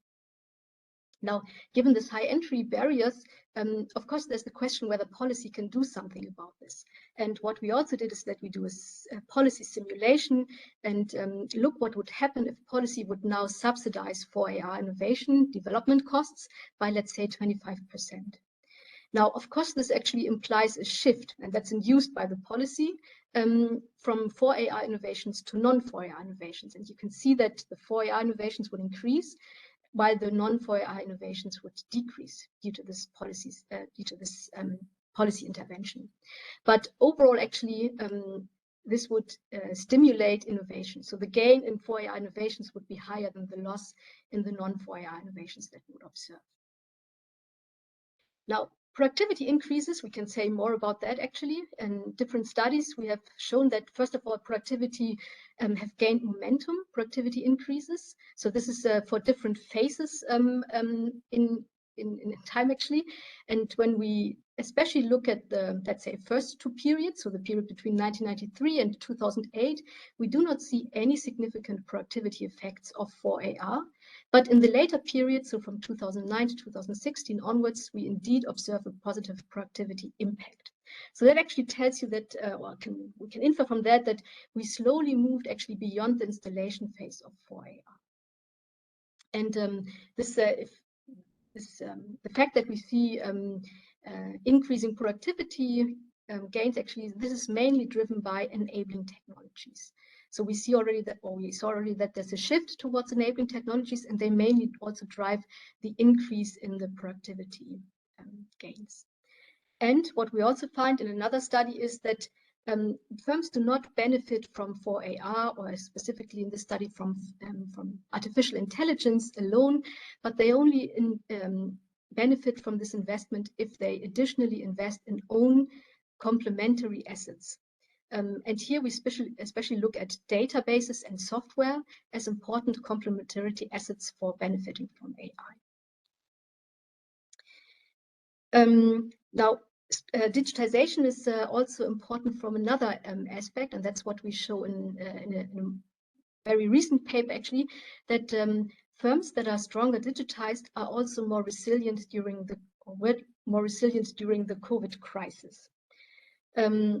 So the COVID-19 pandemic and its countermeasures actually negatively affected economies in very different aspects. So there was a decline in revenues. It disrupted for many firms their supply chain. It increases uncertainty and for sure increases financial restrictions. And in some cases also labor shortages were observed. So all this actually means that there's an adverse or negative environment for innovation activities of firms. But what we also know is that not all firms were equally affected by the COVID-19 pandemic. So some of them were even benefit from this shock. So what we actually do in a recent study is that we do a diff analysis using German CIS data for the period 2019 to 2020/2022, and look actually how their innovation activities are impacted by the COVID-19 crisis, and whether more digitized firms actually were more resilient during the COVID crisis. And well, what we find actually is that indeed there is evidence for long COVID effects in innovation activities in the German innovation system. So what we see here is actually how firms change their realized innovation expenditures between 2019 and 2020, and how they, let's say, also how the expected innovation expenditures will change between 2020 and 21, 2021 and 22, and between 2019 and 2022. So the last actually column tells you something about the long COVID effects of this system. And what we clearly see is that all, let's say, all indicators that we look at are negatively impacted. So are let's say firms that are negatively affected by COVID-19 reduce their innovation activities in the short run, but also in the long run. So what we see are long COVID effects. Now, stronger digitized firms actually have been less affected by the COVID-19 shock. So they are more resilient, or they were more resilient against this COVID shock. And this is what you can see here from the last table, that firms that were treated, so that were negatively affected, but have high digitization investments, they actually reduce their innovation activities less than firms with low digitization. And of course, digitization was measured before the shock actually hit the firm. So in that sense, actually, we can say that stronger digitized firms are more resilient during the COVID crisis. Now let's move a little bit to the impact on employment. And we saw already something by the second presentation. So I will be very brief on this part here. There is a lot of concern actually about the impact of this recent technology trend on innovation, of AI for AR on employment. And two studies actually look at these. Or actually 3 studies in the GroWINPro project look at the automation and dynamics in employment and wages. And let me summarize what we find here. So first of all, the investment in automation increase actually firms' contemporary net employment growth rate. It's not that that firms actually hire less firms in net terms actually, but that could have been expected, but they actually increase net employment growth rate. And this effect actually is similar across different occupational categories. And the investment in automation that was identified by the imports of automation-intensive capital goods in these papers. And it was done for a study for French firms, actually for the period 2002 to 2015. And in a companion paper, they look at the effect of automation on wages. So here actually they look at the adoption of automation or AI-related capital goods and how this actually changes, or whether it changes firm wage, within firm wage inequality or gender inequality. Now what the French study actually shows is that the adoption of these new technologies are not followed by an increase in within firm wage equality, and also not by an increase in the gender inequality. So what we observe instead is an increase in wages by 1% 3 years after the event. And this is actually true for different percentiles of the wage distribution. So all firms, all workers actually benefit from an increase in wages. And at different percentiles of the distribution.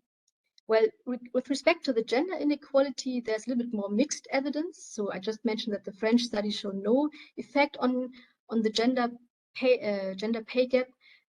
But when we look at the results from Estonia, actually, we see that there's indeed a negative impact on the gender pay gap of this new technology trend. But overall, we can still say that the findings show the picture of a rather labor-friendly effect of the latest wave of new technologies within adopting firms. Now, let me spend my last 1 or 2 minutes on the role of entrants and incumbents as carriers of growth, of productivity growth. So entrants is a group of firms that is of special interest also for policymakers. And what we look at in 2 papers in the GroWINPro project actually was how they benefit from investing in R&D in terms of productivity, and also how this actually differs in comparison to incumbent firms. So what we clearly see is that entrants, well, first of all, incumbents are more productive and they spend more on innovation. That's what we see from simple, purely descriptive statistics. But when it comes to the returns to innovation, we see that entrants actually have a much higher productivity returns to innovation. And I show you here the results from the German paper, but we find similar effects also for the Estonian case, where we see that entrants have much higher productivity returns to innovation. So it means that they catch up to the incumbent firms. And when we look at in more detail how the returns actually evolves over time, we can clearly see that the returns to innovation actually peak in the first year of a firm existing, and then actually they decline eventually, if the firms actually survive on the market, they converge to the effects of or let's say to the returns of the incumbent firms. Now, throughout the productivity distribution, that's another finding that we've shown, the returns are much more dispersed for entrants than for incumbents. So there's much higher risk involved for entrance firm to invest in R&D than for incumbent firms. And you can clearly see this from the two graphs here, where we see the effect and the dispersion of the effects. And we clearly see that it's that incumbent firms along the productivity distribution have or the effect of the returns are much less dispersed than for the entrant firms.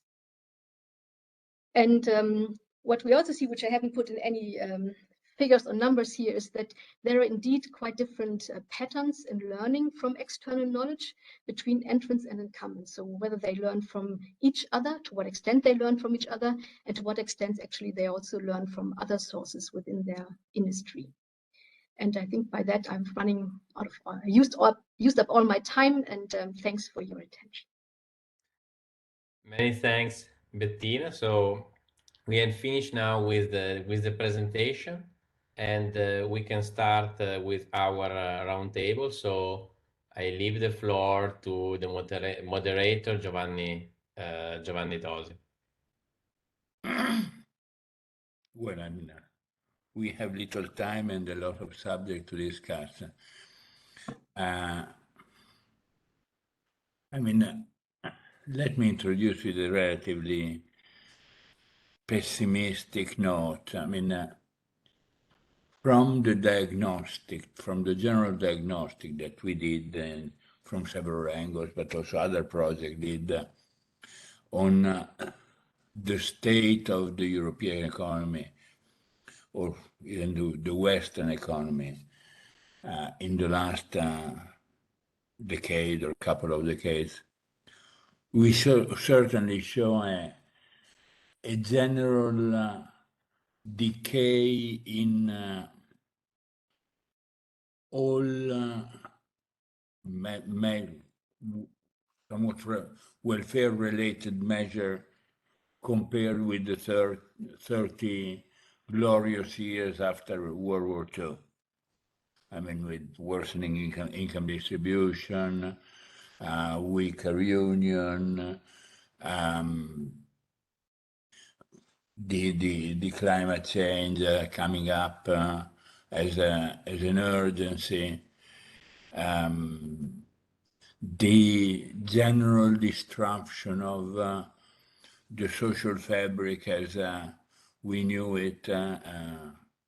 But when I was young, many of you did not see it even.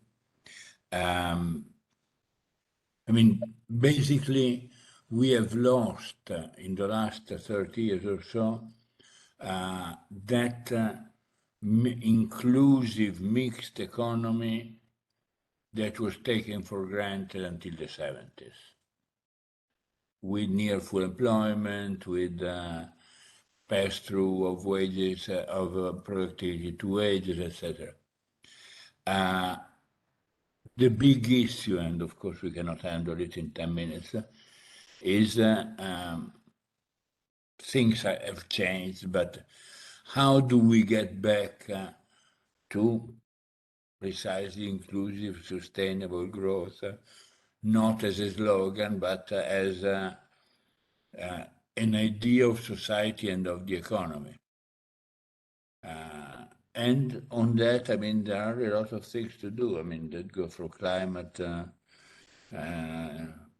intellectual property right, which is not only intellectual property right, but is how we reverse the rentification of the economy as a whole, of which IPR, of course, are an important part.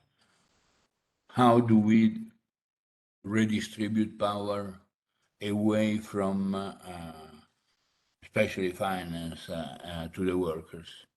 How we redistribute income? There are a lot of things, and I leave the floor to the panelist. Who's the first? Mario Cimoli, now head of ECLAC. First of all, congratulations for the great promotion, and then the floor is yours.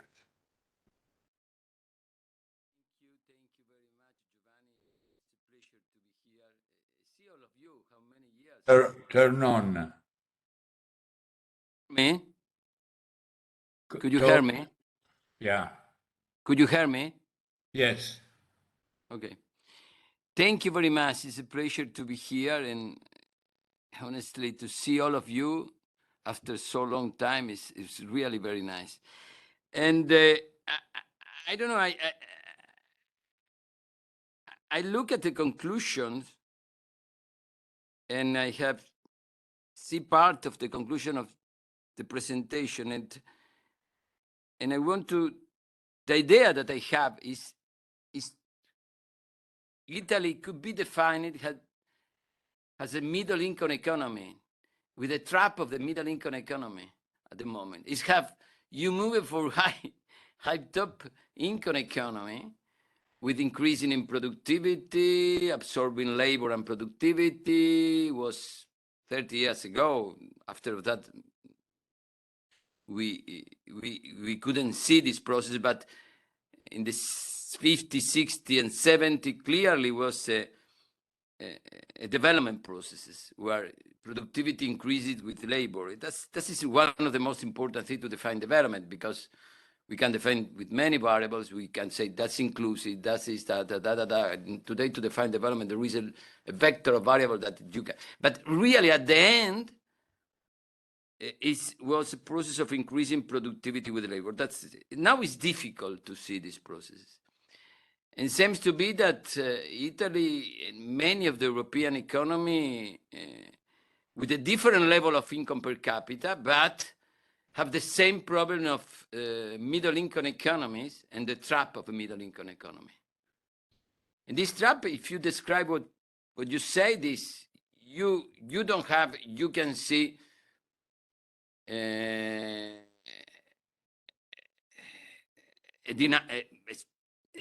increase in dynamics in employment and diversification, putting together I was in the 60s and the 70s. At the same time, the productivity doesn't increase. You have increase in many areas, in many countries, particularly in Italy. You have an increase in informal activity, not because the people don't want to pay taxes, because informal activities, those activities where the people can survive. Similar what's happening in many Latin America.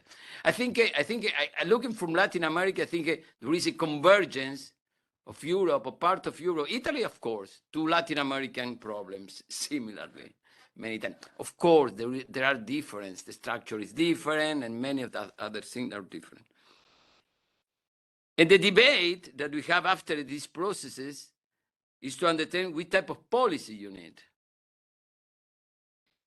And clearly, this process, and I want to be relatively provocative on that, is more state participation, state-oriented policy, where the state is playing an important role. And I agree with that. I agree with that. But if you look at the United States, that we can compare Europe with the United States, in the last processes, in the last year, of course, the States was very important because the States introduced an enormous, very diffuse in industrial policy, technological one, and so on and so on. But was more leader than Europe in innovative activities. Really strong in the innovative. Today, there is a debate, and you can say that two oligopolies between Amazon and space, to who is going to define the new limits of evolution and go to the space with new technology and so on and so on. It's become a more private sector. There is important because there is clearly the case of innovation, the case of new markets, the case of policy. And this is one extreme. On the other extreme, we have strong state policy. I don't know really if Europe needs some shock, and I want to be provocative. We are more sorry, because I know the project, and I think with you, and I agree many times, but in this condition, we have to do the same that we did the last years, in the last 10 years, more regulation, more control, more only putting more investment and so on, or we need to transform the system with more I want to be provocative, more leadership from the firms and private sector. At the United States, at the state, and other countries. I don't know really, because I think many times we are doing the same policies. We have the same problems, we produce the same policy, we don't change the situation. I agree with you say we can open RPR, of course, not to be so. We need more regulation and investment in renewable energy, of course. With the recent shock that we have in the energy market, this transition is becoming more difficult. More difficult, because you have the cost, you have transformation in employment, that when you have a problem of employment, it's not so easy to have this process of transformation to renewable energy.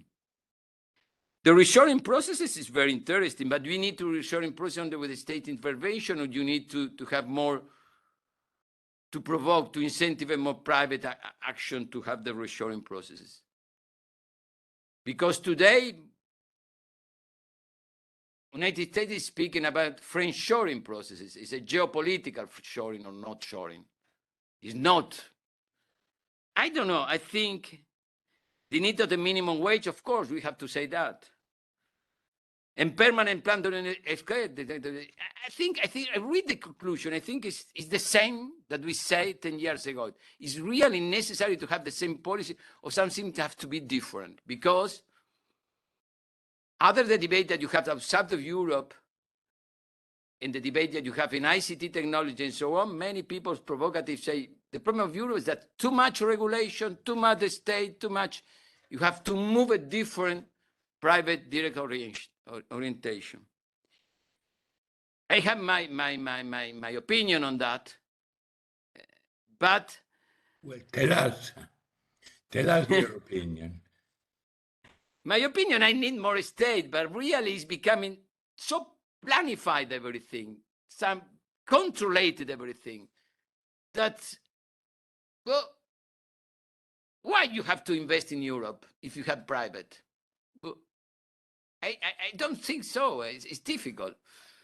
And I think we need investment in new sector and new capabilities and new things. Probably we don't need so much control. I don't know really, because we are proposing the same, we are doing the same, and the structural condition doesn't change. It's only to put more investment, more control, and more everything like that. I don't know. Sorry about this provocative intervention, but this is a debate that is coming in these years. And of course, it's the same debate in Latin America. And when speaking with the country here, I say more state, more intervention, more control. I say the same that you put in here. I read your conclusion, are quite similar. The only one that is not similar is RPR. The other are similar. But asking to us self, what we can do, is really we are doing the same. Is necessary, or the other side is right? Sorry, but it's the problem that I have. Reading your conclusion is my point. Thank you, Mario. When I go to speak with the Argentinian, with the Brazilian, I say the same. Are 20 years that I say the same. 25 years. Los quiero mucho. Go ahead. Thank you, Mario.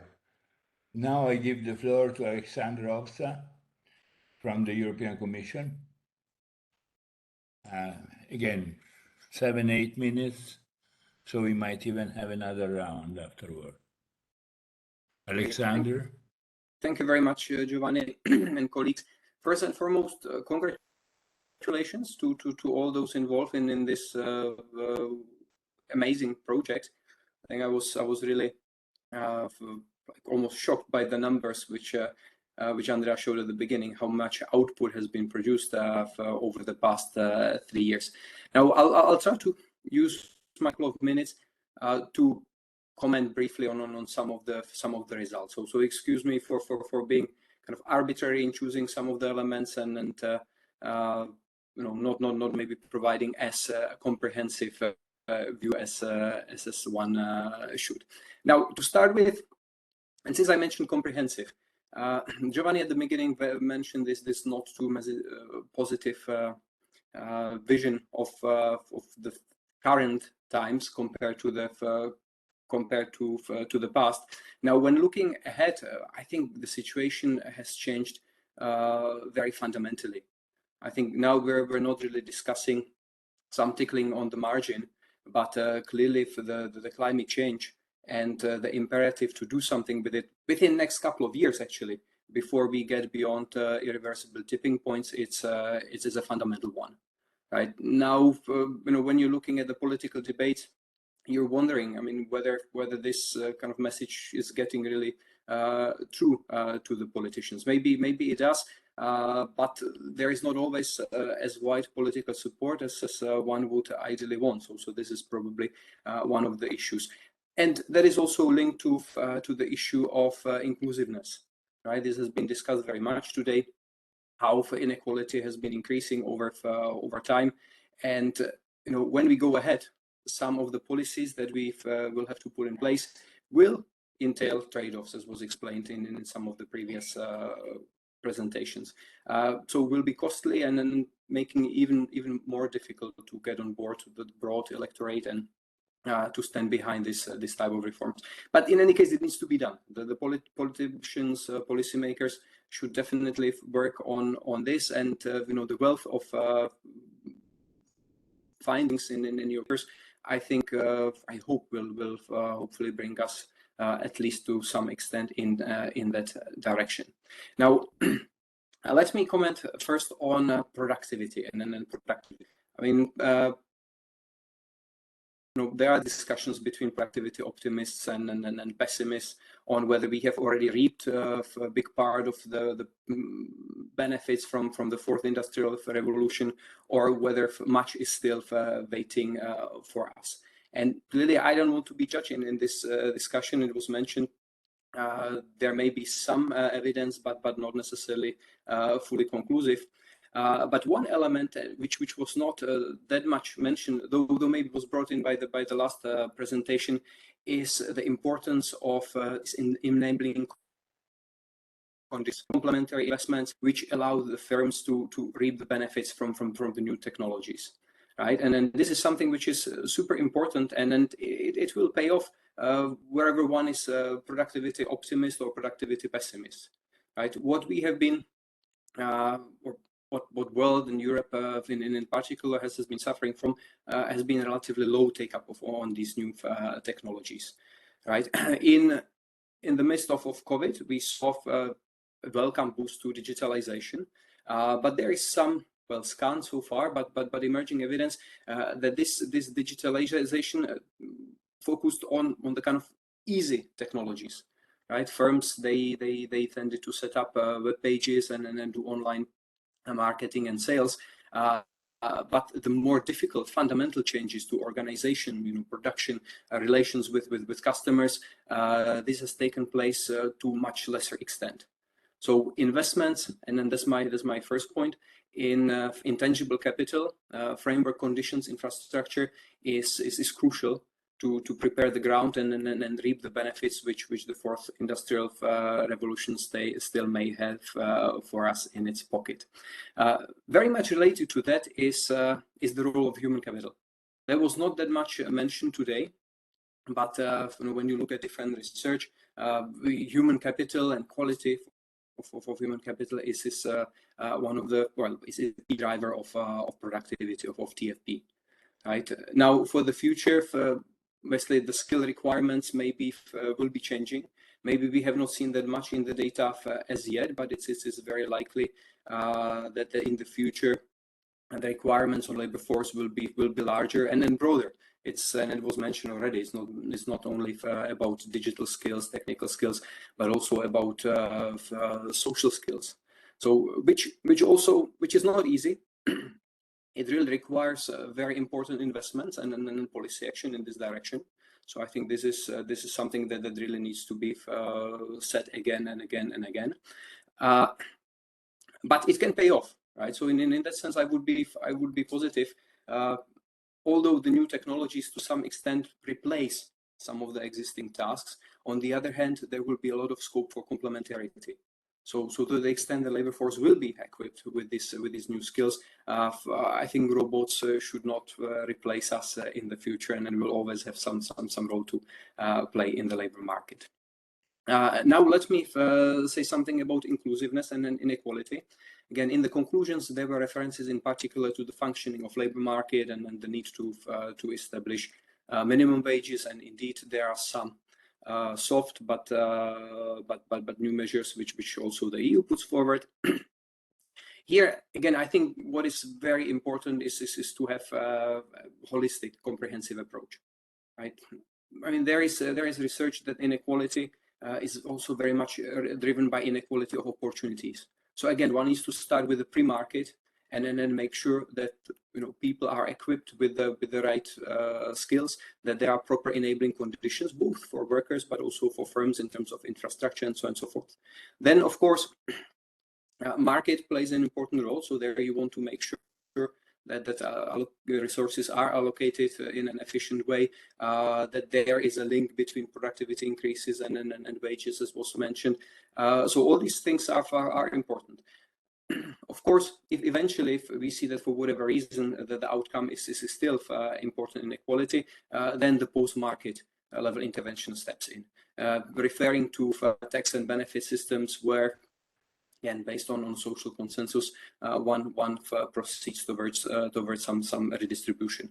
So again, here there were interesting, important elements which were mentioned in the conclusions, but I think one needs to go much broader in order to be able to address the issue of inequality. Now, on the issue of climate change, and then that links also the type of innovation we need. I fully agree that one needs to promote disruptive innovation. You've probably seen the results of the analysis of the EEA, that around, I think, 1/2 of the technologies which will be needed in order to achieve the objectives of climate neutrality are still in the development phase. Right, so we still don't have these technologies, and then have to heavily invest in them. In that sense, I also subscribe to the need for high risk, high return innovation activities, and then finding ways how to achieve them. Perhaps the mission oriented research could be one possibility which allows you to set the direction, but still kind of exploits the initiative from researchers to find the best possible ways. Now, on the conclusions on how to achieve or how to complement this technological side, whether there is some role for carbon pricing or whether it should be rather regulation, my reading of the literature is that one is both. That one needs a big mix of approaches. Clearly, in some areas, one can regulate. That's fine, but this is not possible in all. And essentially establishing the right incentives, which also benefit the new clean technologies.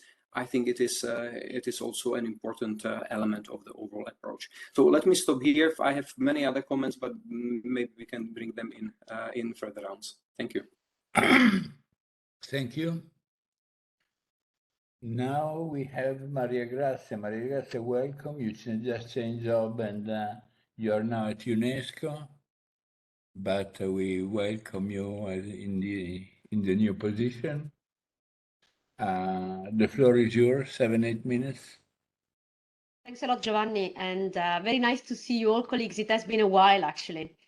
So I see that my flag in the back is not unique. Mario has a similar one, as we belong to the same big family. So hi, Mario. Now, let me start by... Hi. Can you hear properly? Okay. Yes. So let me start by actually responding first to Mario and making a point that I wanted to make anyway, based on the conclusion of the many studies, which actually I commend for the quality and the kind of topics that you dealt with in this project. It was really very nice to see the different strand of work you have been developing in the context of this project in a so, let's say, substantive and interconnected way. So kudos to the team, to the big team that is behind this project. But the point I wanted to make first is the importance of regulations. Mario made provocatively the statement of, do you really need them at the end of the day? And I think yes. The issue is also that we should start to stop actually the legend that we are at the mercy of technology. We have been hearing, for instance, from Bettina about the fourth industrial revolution, and I mean, others talked about AI and many other technologies that we might talk about. The problem is that we actually need the right regulations. So it's not that the regulations per se are a good thing. The problem is getting at the right regulations. And we have to stop, in order to be able to do that, the narrative of technological inevitability and the fact that through regulation we cannot promote equality and opportunity. And this was a point, the opportunities was also a point made by Alexander.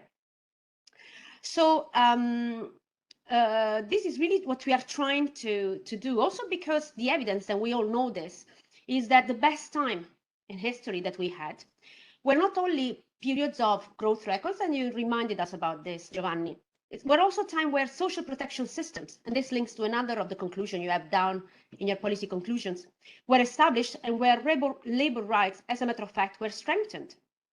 Now, this in a nutshell means that we would really need to put technology back at the service of people and not doing the other way around and pretending we don't see it.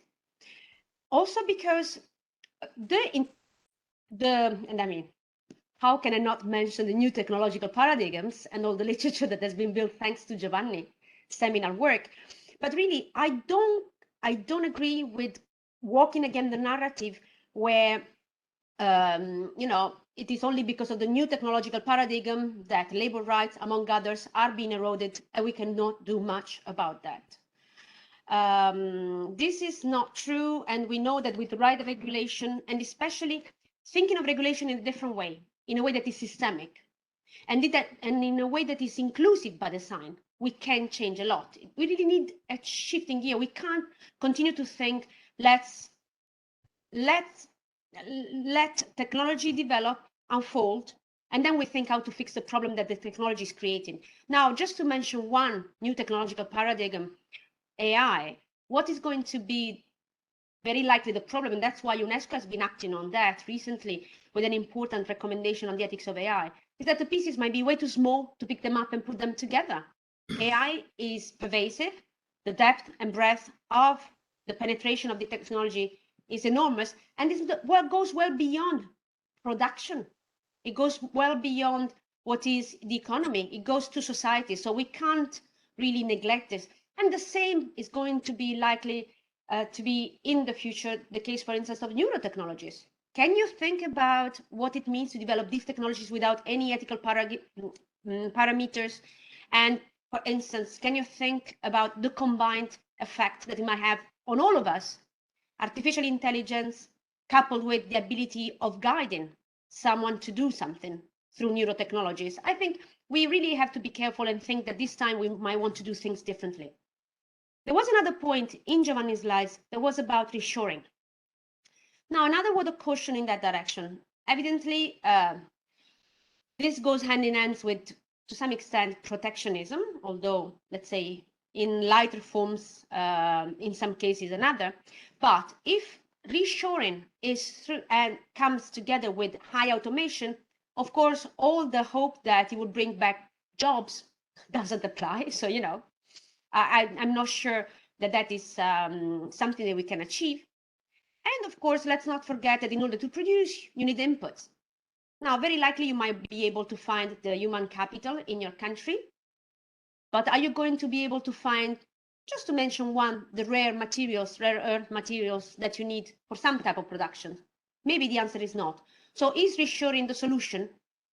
I'm questioning that, whether that is the case, and whether that is, you know, going to change for good the situation of the countries that are pushing for it. So I would be very careful for that.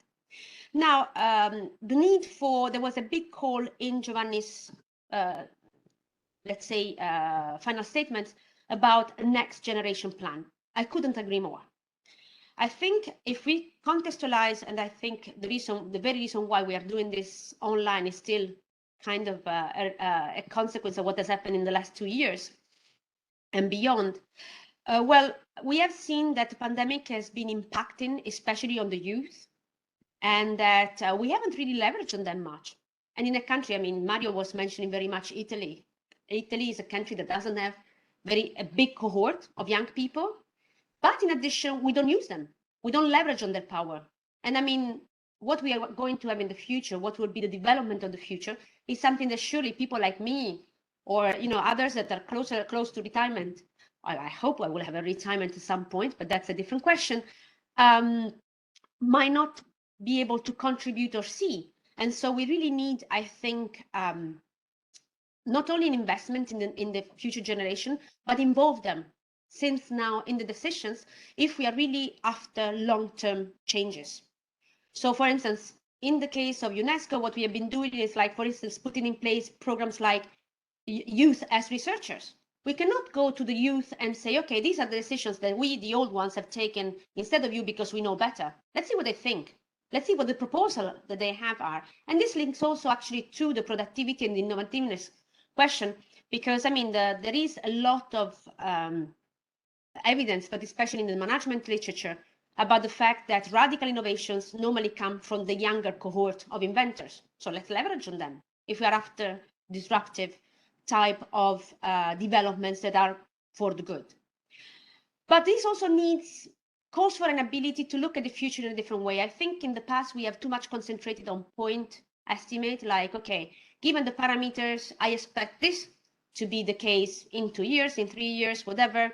Well, reality has proven us wrong several times, not only because we were not able to, to see the crisis coming several times, not only in 2008, but because we see that now we need to work by scenario. So I think the economics job will need to update their way of making estimates and to think about the future and be a bit more futures literate, to be able to kind of and expect disruptive events that might happen and be able to have a reaction to these events that is actually more anticipated than reacting as taken by surprise, basically. And with this also goes for the way I see, and again, I cannot agree more with Giovanni in calling for pro-growth reforms. But to do that, I think we need to have, again, a shifting gears in terms of the way we think about our rational agent, if that exists, still exists. But I find it ridiculous, frankly, by the time you open any journal, to continue to find, papers that assume that in the period considered technology doesn't change, or that the rational is purely the agent is purely rational. I mean, let's face it, we have very little information and very little inclusion of this information in the models we see, the mainstream models, about what it means to be a human in the digital era. We really need, and this is, for instance, what we are working on, something that we call digital anthropology, but call it as you want. And it's really the need to understand how people behave, what are the incentives that work by the time you don't only live in an analog world, but you're constantly influenced by the digital space. And you mirror in the digital space some of the behaviors you have in the normal space, and vice versa. Because we know that the time is completely different in that case. We know that the inputs are completely different. You get information from a completely different array of agents or influencers, and there is also everyone is exposed to the segmentation of information. So I mean, what does it mean to be rational today? I really question this, and I think it could be very interesting if this kind of thinking that is much more encompassing could enter the mainstream type of work that we see, unfortunately, very much still. And the kind of thinking that was discussed in the context of this project is much more, mainstreamed and leveraged upon, because we really need to question some of the assumptions that, for whatever reason, many still don't question. And I would like to make a last point about what Alexander said about the importance of skills. I mean, this is a no-brainer. Also because, again, digital skills, or as I prefer to say, skills for the digital era, because actually analysis that I did by the time I was still at the OECD demonstrated, together with other studies that exactly went in the same direction, that digital skills alone don't go anywhere. And that in the digital era, especially, for instance, when we are talking about artificial intelligence, what you need is a set of cognitive skills related to digital, but also a nice endowment of social emotional skills, the ability to work in teams, the ability of coping with diversity, and all the rest of it. And for this, I think for too long, the mantra has been on lack of investment only, or mainly. Like, we need to invest and that will bring fruits. Well, when it comes to human capital, when it comes to skills, investing only is a necessary condition, but is not a sufficient one. First of all, because the likelihood of learning is endogenous. So the more you're already skilled, the more likely is that you get additional skills. And we know that very often those that, for which we advocate inclusive policies, like, you know, the minimum wages, are the ones that perhaps don't have a big skill endowment to start with. And there is a reason for that. So we have to reflect on this and whether everything can be changed. Otherwise, we need to change the kind of support. And the other thing is that there is a timing for learning, and this has to be factored in. So actually, again, we did some studies some time ago, and some occupational movement from occupation to another might need even 3 years of training. Are public and private entities out there willing to sponsor this, and how to make this possible? And how to then make sure that these people don't learn and don't go to the next company that is paying higher salaries just because, and going back to what Giovanni and Mario were saying, like, you know, they have a quasi monopoly on whatever business we're talking about, and so they don't hire because they are able to pay higher salaries. That is a question that remains very much open. I'll stop here. Thank you. Thank you, Maria Grazia. Luca, everyone knows Luca. Do you remember when we were with our mentor, Chris Freeman, we were criticizing the McCracken report because it was only Keynesian. And it was we were advocating hands-on on technology, mission, etc., etc. Now, I mean, we have almost to thank the pandemic because for a while, at least, we had a break from austerity. These are sad times, my friend. Yes, yes. But I think this is, well, it's important to remain, to keep the historical point of view about what is happening today, but also to use the results from GroWINPro to see what actually could be improved upon and questions raised. Let me make 4 points. The first, with respect to one of the conclusions, which I think is Alexander already questioned, or at least put it in a more balanced way, and it's Andreas' conclusion, that is that carbon taxation is less effective than regulation, command and control. I would like to see, and I would like to hear you to elaborate on this. Is this also the case for carbon border taxation and carbon border adjustments?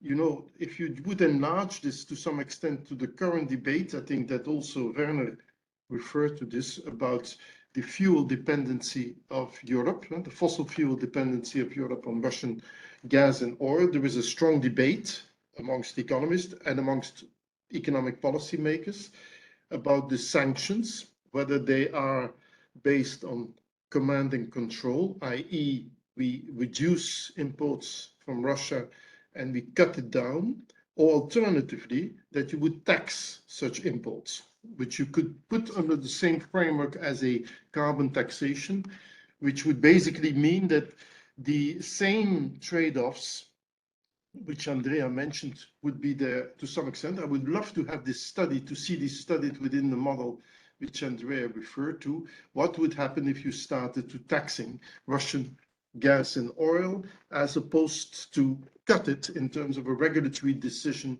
about reducing the imports of Russian oil and gas? And if you look at the current debate, you see on the one hand a dramatic rise in the price of oil and gas, which consumers suffer from directly in terms of increases in the reductions in purchasing power parity.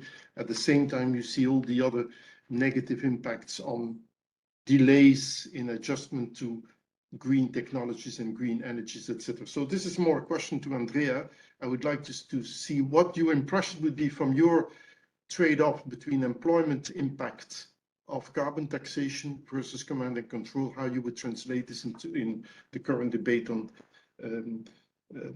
carbon border adjustment mechanisms, and in this case here in particular taxation of fossil fuel in the case coming from Russia. The second point is again, this was raised by several of you, and Giovanni has it in his last concluding page on reshoring. It's the structural change with respect to the global value chains. You could argue today that Europe, for geopolitical reasons, but you could also say that the China-US recent changes, or at least since Trump, changes in terms of the global value chains have had a major impact in terms of many US global value chains are no longer relying on China. China's global value chains are also starting to become deconnected from the US ones.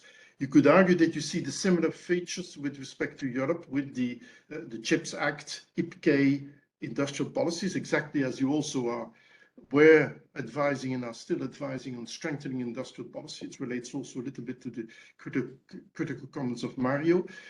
These global value chains, if they become more local, as this tendency seems to be the case at the geopolitical level, what are the implications for overall anemic growth or productivity growth at the global level, at the European level? What are the impacts again for the green developments or sustainable development? And, you know, again, I think it was Werner who mentioned that global value chains create risks and opportunities for structural changes. Does deglobalization, in this case, raise risks, or what are the implications of such deglobalization, for instance, in terms of offering also opportunities for circular economy, for more policies which are more focused on internal developments of an internal green technology framework, etc., as the Commission is also talking about. And again, I refer to both the circular economy initiatives as well as the other features with respect to IPK and CHIPS Act and others. My third brief point is on the pro-labor policies.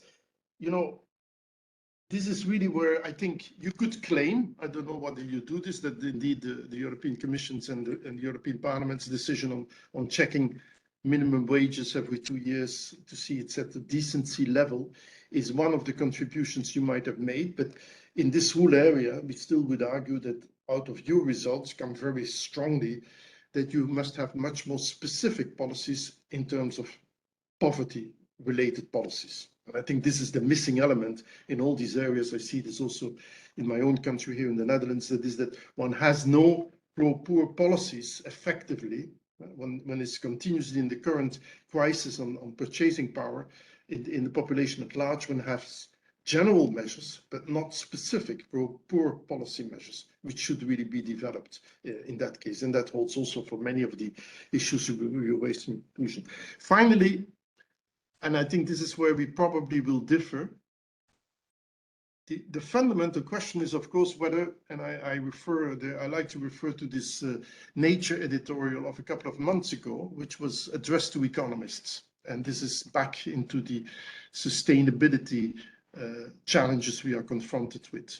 And so this was the Nature editorial after the 50 years of the Limits to Growth publication. And it was really calling on economists to say, you know, what should we do? Should we continue to develop policies with respect to addressing growth, such as in your case with anemic growth, and how we can get higher productivity growth in order to address climate change? Or rather, should we move in the direction of post-growth issues and issues with respect to, for instance, that indeed consumption patterns cannot continue to grow in the same way as they did in terms of the variety of new products, the rates of obsolescences, which are relatively reduced, etc., the continuous new variety of additional services, etc. So to some extent, and this goes back to really the challenge, whether we as economists should be sort of reflect back on the old Keynesian views. To conclude with this comment on how you introduced it also with Keynes and Keynes' letter to his grandchildren, that is that to some extent we are living in societies, at least in the richest countries in the world, in levels of development in which additional consumption is something which can only lead to further unsustainable developments, and where the issue should rather be how can I incite consumers in terms of reducing their consumption, or at least making it more sustainable, rather than having whatever new products or new innovations trying to address this. Thank you, Luc. Maybe Andrea wants to have a few words answering Luc. I have many comments myself, but yes, just a few words on the last two comments of Luke. Well, our result, if you think about it, really comes from this very cool paper from Weizmann. It's a very old one where he basically was considering when it is better to adjust a market via quantities or via price. And indeed, it seems that under the climate change, the risk of climate change, given all the uncertainty related to, on the one hand, on the impact, on the other hand, on technological change, it's very good to have very strict regulation, because in this way you can have directed technological change. So I was making the example before that I think in Italy we have this debate on whether our government should have protected Ferrari from the last European regulation, which banned the sale of combustion engine from 35.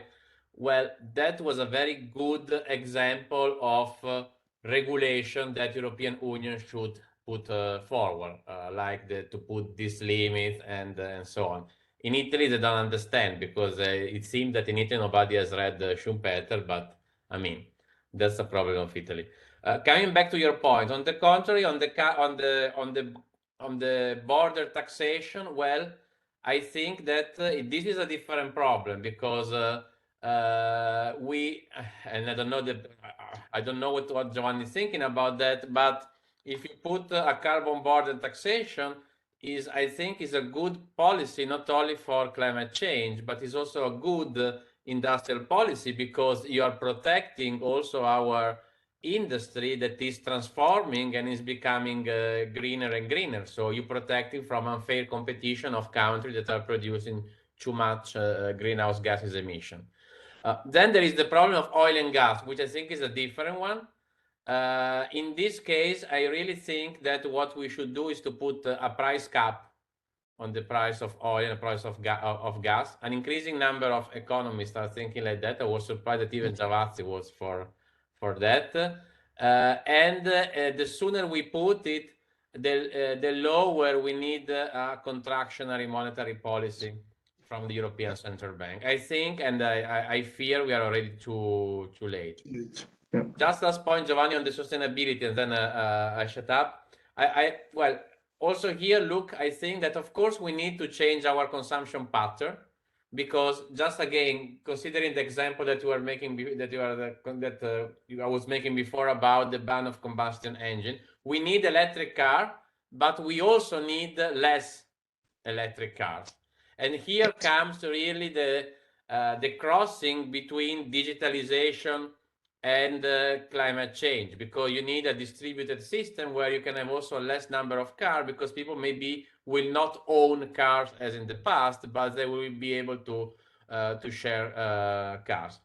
Nonetheless, I think that if Europe and the member country are keen on really respecting the Fit for 55 and to go to zero net emission by 2050, this is really a powerful tool to decarbonize the economy and keep on growing. It's going to be a different type of growth. We are not focused too much on growing GDP, but we are focused on, you can think about green GDP or the welfare of people and something like that. But I'm very skeptic by this literature of degrowth, which on the one hand is very fancy things for people living in the city center and pretty rich people. Doesn't take into account that the poor people cannot afford of not having growth. And I think is not feasible because as long as we live in a capitalistic system needs growth, otherwise it collapses. But that's is my personal opinion. Very good. Right. I'm just want to make a two-sentence provocative comment. I mean, when we say, for example, changing the pattern of consumption, whose pattern of consumption? I mean, we have got in Italy 6 million people that are below the poor poverty line, and they cannot get to the end of the month. We don't want to change that pattern of consumption. But yes, we want to change the pattern of consumption of the Bezos of this world, of the Musk of this world, that race to have a walk into space every now and then. I mean, the cancer that came in our discussion is as this neoclassical view in which we are all equal. I mean, we are not all equal, and we have got deeply conflicting interests. So the pattern of consumption issue come exactly together with the income distribution issue. Mm-hmm. And the more we distribute, the less we can afford to grow. Because, I mean, the average income per capita in advanced West is not so bad after all. If we get the average,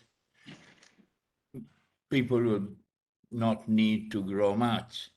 The fact is that the 10 richest people gain more than the GDP of most countries. Of course. No, but I fully agree, of course, with this point. But I mean, what I mean by consumption is that you could imagine that, for instance, you have more stricter policies with respect to advertising on new commodities. Absolutely. That you have more stricter policies with respect to planned obsolescence of various forms of creating variety in terms of new products, because, you know, all youngsters are interested in new products. We have fashion industries which are living of the continuous renewal of clothes, etc. You see second-hand markets emerging. So you could give much more support from a circular economy perspective to these kind of consumption patterns and tax more the old consumption patterns, which were basically based on making profits out of new variety of products. And this is what I'm saying. This is only what I'm saying. I'm not putting it in those terms. That this is an area where you see very little research being carried out by economists like us. Whereas I think we should carry out also research on the behavioral features, on where with the various techniques you could reduce the consumption activities or the temptations of consumption as they exist in our societies. And of course, I agree very much with the income inequalities and behind that and the need for redistribution, that there be no, it's just that the post-growth debate, as Kate Raworth and others have it, is something we are sort of locking ourselves out of those debates. And I think we should enter also in those debates and also make arguments about how this could be adjusted to these various consumption patterns. I agree. Are there other comments from the general audience to this, or people that participated in this roundtable? Actually, I wanted to follow up on Luke. It's Maria Grazia here. And I think I would like to put again the emphasis on let's avoid the redistribution. Let's try to think differently and try to have a distribution that from the very beginning is fairer. Because the issue is that redistribution, simply we have seen, doesn't work or works only marginally. So we are talking about new technology, we are talking about new paradigms. Let's try to do it differently this way, because redistribution is simply way too complicated. It will always be way out.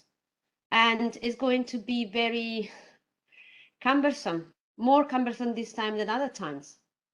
or a number of other challenges that we have.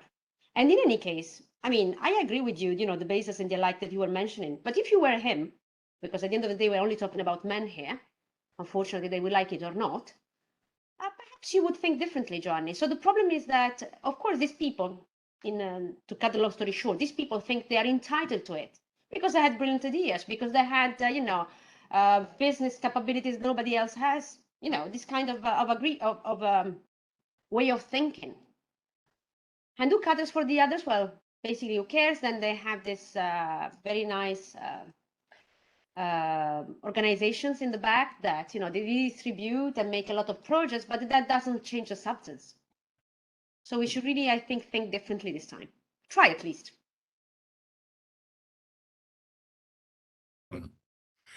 Unfortunately, we are recorded, so I cannot make the comment that I would have liked to make otherwise.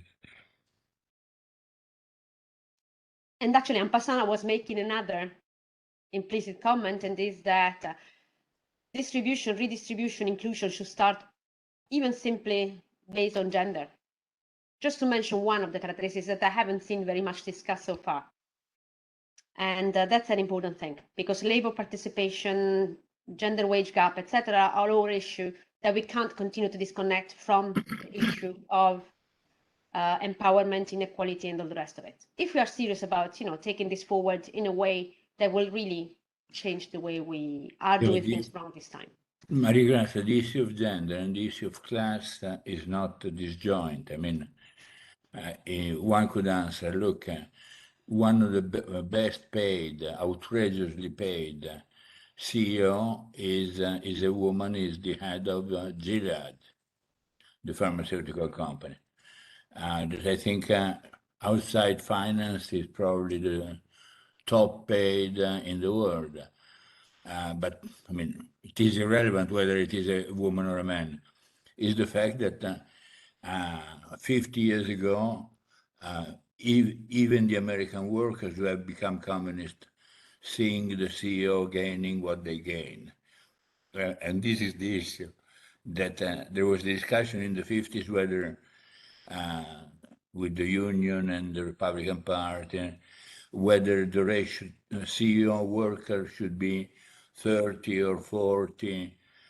Now it's 2000, and nobody says anything. And this is an issue, goes back to the issue of the strength of the union, social classes, etc., of which an important aspect is also the gender aspect. But at the core of the gender aspect, there is a class aspect that we should not forget. And the learning aspect, I suppose, in the sense that we always also, very often we put the accent on, helping on the income side, which of course is a starting point.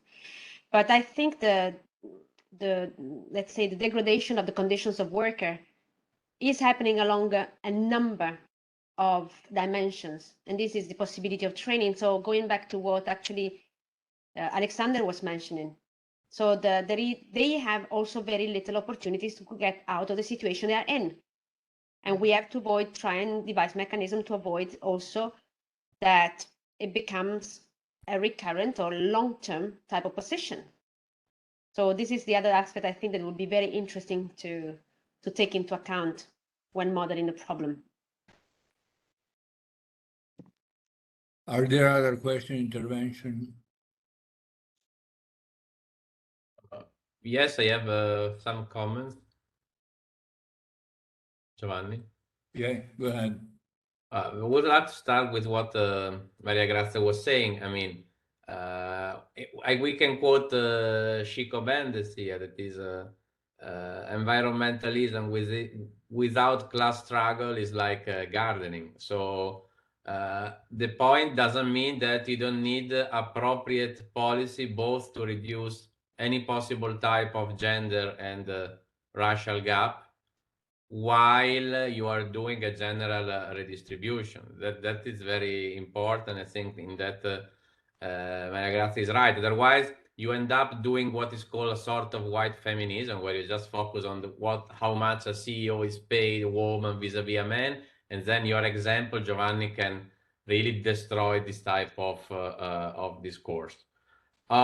On Maria Grazia, what you were saying is very important. We need the pre-distribution, what Piketty called pre-distribution, in particular health and education. Actually, a research at which I didn't talk today because it was not a deliverable of GroWInPro, but during GroWInPro we were doing many things, and indeed I quote GroWInPro. We find in Italy that the top 5%, the richest top 5% of Italians are paying a tax rate which is lower than the rest of the wealth distribution.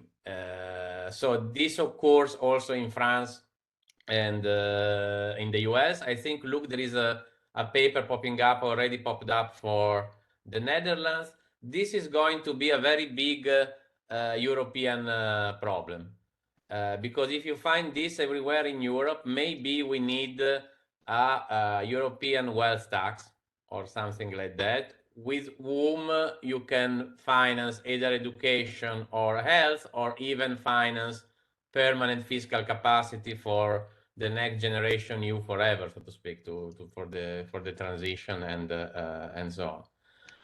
Then I just wanted to say a comment with Mario, because Mario says that what we are discussing is that we are becoming a sort of middle income economy. Well, for Italy it's already the case, I think. And I think other European economies are converging like that, because I really like your point, Mario, that there is a divergence between Europe and the US, which is increasing. That's why these 50 or 45, next generation new, and all the policies that the European Union is putting forward now are very important. And what is very impressive for me, especially in Italy, is that nobody is observing that we are becoming a middle income country. And now, even in at least in Europe, in Italy, Europe is become a source of progressive policy that we can adopt. Just the last point on Maria Grazia, you're talking about the idea of bounded rationality and so on. And in particular, I like your idea of anthropology of rationality and so on. Well, indeed, since the beginning of GroWInPro, we had this assumption. So we start from the tradition of Herbert Simon, and all our models don't think that everybody knows everything and they're perfectly rational, but we always put bounded rationality and learning at the core of our research program. I shut up. Well, I think we are approaching the end here. Are there other comments? If not, we'll close with. Maybe Giovanni, just to add a point. For sure. I leave it first to Mario. Yeah. No. I have a meeting with the Digitrade. This meeting was 2 weeks ago, and the next week I have a seminar there in Brussels. I have to give a seminar, a lecture, because it was very interesting. Because I want to say what I think now. The other intervention was very provocative, but this, you think that I tell, joking with the people of Digitrade, telling that for many years in Europe, I think 80s and 90s, there was a Brussels consensus, very similar to Washington consensus about industrial policy, because most of the people there want to create trade agreements, open trade agreement is moving all of production outside of Europe. And today they are rethinking about that. They say the world is changed. Trade can be read in the same way that we interpreted it in the 80s and 90s. There is some changes on that. And that is interesting, because they are moving to understand a more long-term strategic policy. And that has to be reflected in your conclusion also, because there are many people in Brussels that are rethinking about that. It's not easy, because if we have trade people or people working on macro, they're very ideological. Use regulation, yes, but use regulation to stop innovation, not use regulation to incentivize innovation. But for 10 or 20 years, they don't make any industrial policy. And they only industrial policy to create trade agreement, China, with a strong pressure for Germany to have agreement with China. And some things is changing. I think could be very interesting to capture in your conclusion this need that the pandemic put on the scenario, the need to have in a new pharmaceutical industry, recently to have, for example, take the case of fertilized products. Fertilizer. Europe don't produce nothing. Also, Latin America is exporting, but don't produce. It was concentrated only in Ukraine and Russia. This is the case where the people don't implement a strategic sector in industrial policy. And that is something that they are debating on that. Your conclusion has to capture this debate in Europe. We, of course, are on this debate. I think, Luke, you, Andrea, all of us are more pressure on. We need more strategic industrial policy with space for market, but more strategic one. But they are rethinking about. They invited me. You can imagine what disaster could be in this situation. They invited me to give a lecture on that. But but there is something that is changing. I think it is necessary to capture this point in your conclusion because there is a debate. It's not so static. I want to say only like that. Thank you. Luke. No, just what I mean. It's very good that Mario raised those points because I think that this is what I mean by the word deglobalization, because it is more than just industrial policy. It involves, for instance, the access to raw materials, the issue about rare earth materials. Ecco.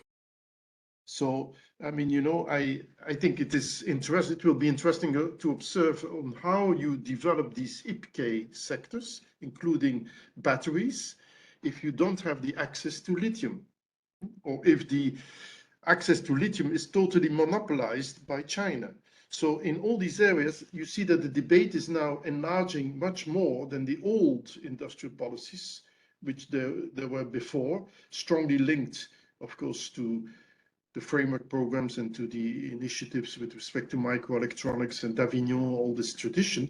You now see a debate which is much more focused on dependency and on and that enlarges it to strategic issues. I mean, you have this interesting notion, which I'm sure Alexander knows much more about, of open strategic autonomy. It's interesting. What is autonomy and openness in the same word of the title? So how this open strategic autonomy will be able to be developed and create something in which you have less dependency, not just in technologies, but in industrial materials, raw materials, even agriculture, energy, as well as high-tech products. And I want to introduce about Luke said that it's important what example that Luke put here. Lithium is becoming, Luke, one of the most important debates on industrial and strategic policy. Today, where you have the most quantity of lithium produced is between Chile, Bolivia, Argentina. And you know, it is arriving here, all of the foreign ministers from the United States, Borrell, everything came here to discuss this issue. This is a strategic one. It's becoming changed completely. That is the case. I agree with you completely. This strategic autonomy policy is becoming an important part of this new, I don't know if it's new or different industrial policy, to understand what is about sovereignty. Huh? Yes. Giovanni, you have to organize a seminar with the old friends about this debate on industrial policy, recent and new industrial policy. We are waiting for that. Well, I close it. May I jump in, Giovanni? May I allow you to jump in? Conclude on the jump in and also conclude. Okay. What I wanted to say was coming back to Mario and Luke. Well, Mario, you are right. There is this very beautiful paper by the great Fitoussi and Saraceno, which is called the Berlin-Washington Consensus. That was the policy milieu we had in Europe before the crisis. And now you are right. Something is changing very slowly. Luke was talking about this friend-shoring or reshoring, which is done in a very strategic way, because, and also if you think about the example of the lithium, this is also a great opportunity for technological change to develop different type of battery on the one end, for instance, with sodium, the research on that, and also to recycle everything within Europe. On the other hand, Europe is fixing also I think a minimum level of production of solar power, if I'm not wrong, is 50 or 55. Also because, of course, if all the Europe is going to move to the solar energy, China will not be able to supply all the things. So it's good that we are rebuilding our manufacturing capacity.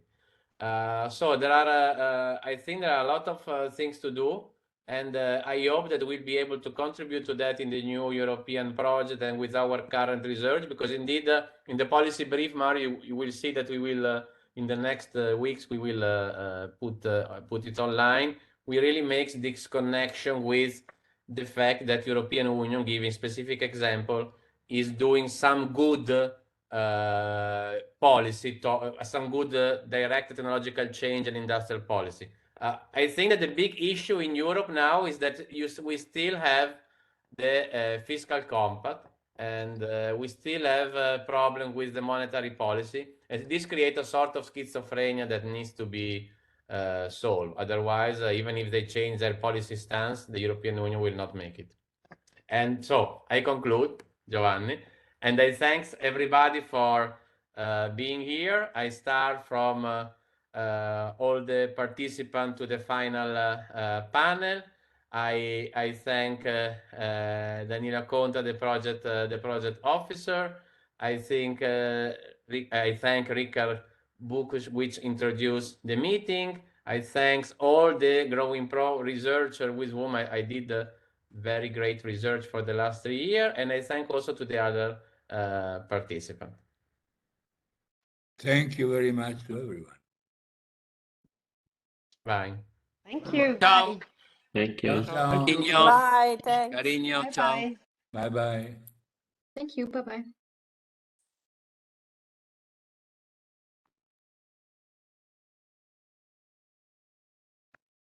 Luca, se fossimo a Pisa andremo a bere adesso. Aspetta. Ah. Scusa, c'avevo i messaggi come aveva scritto una project, dopo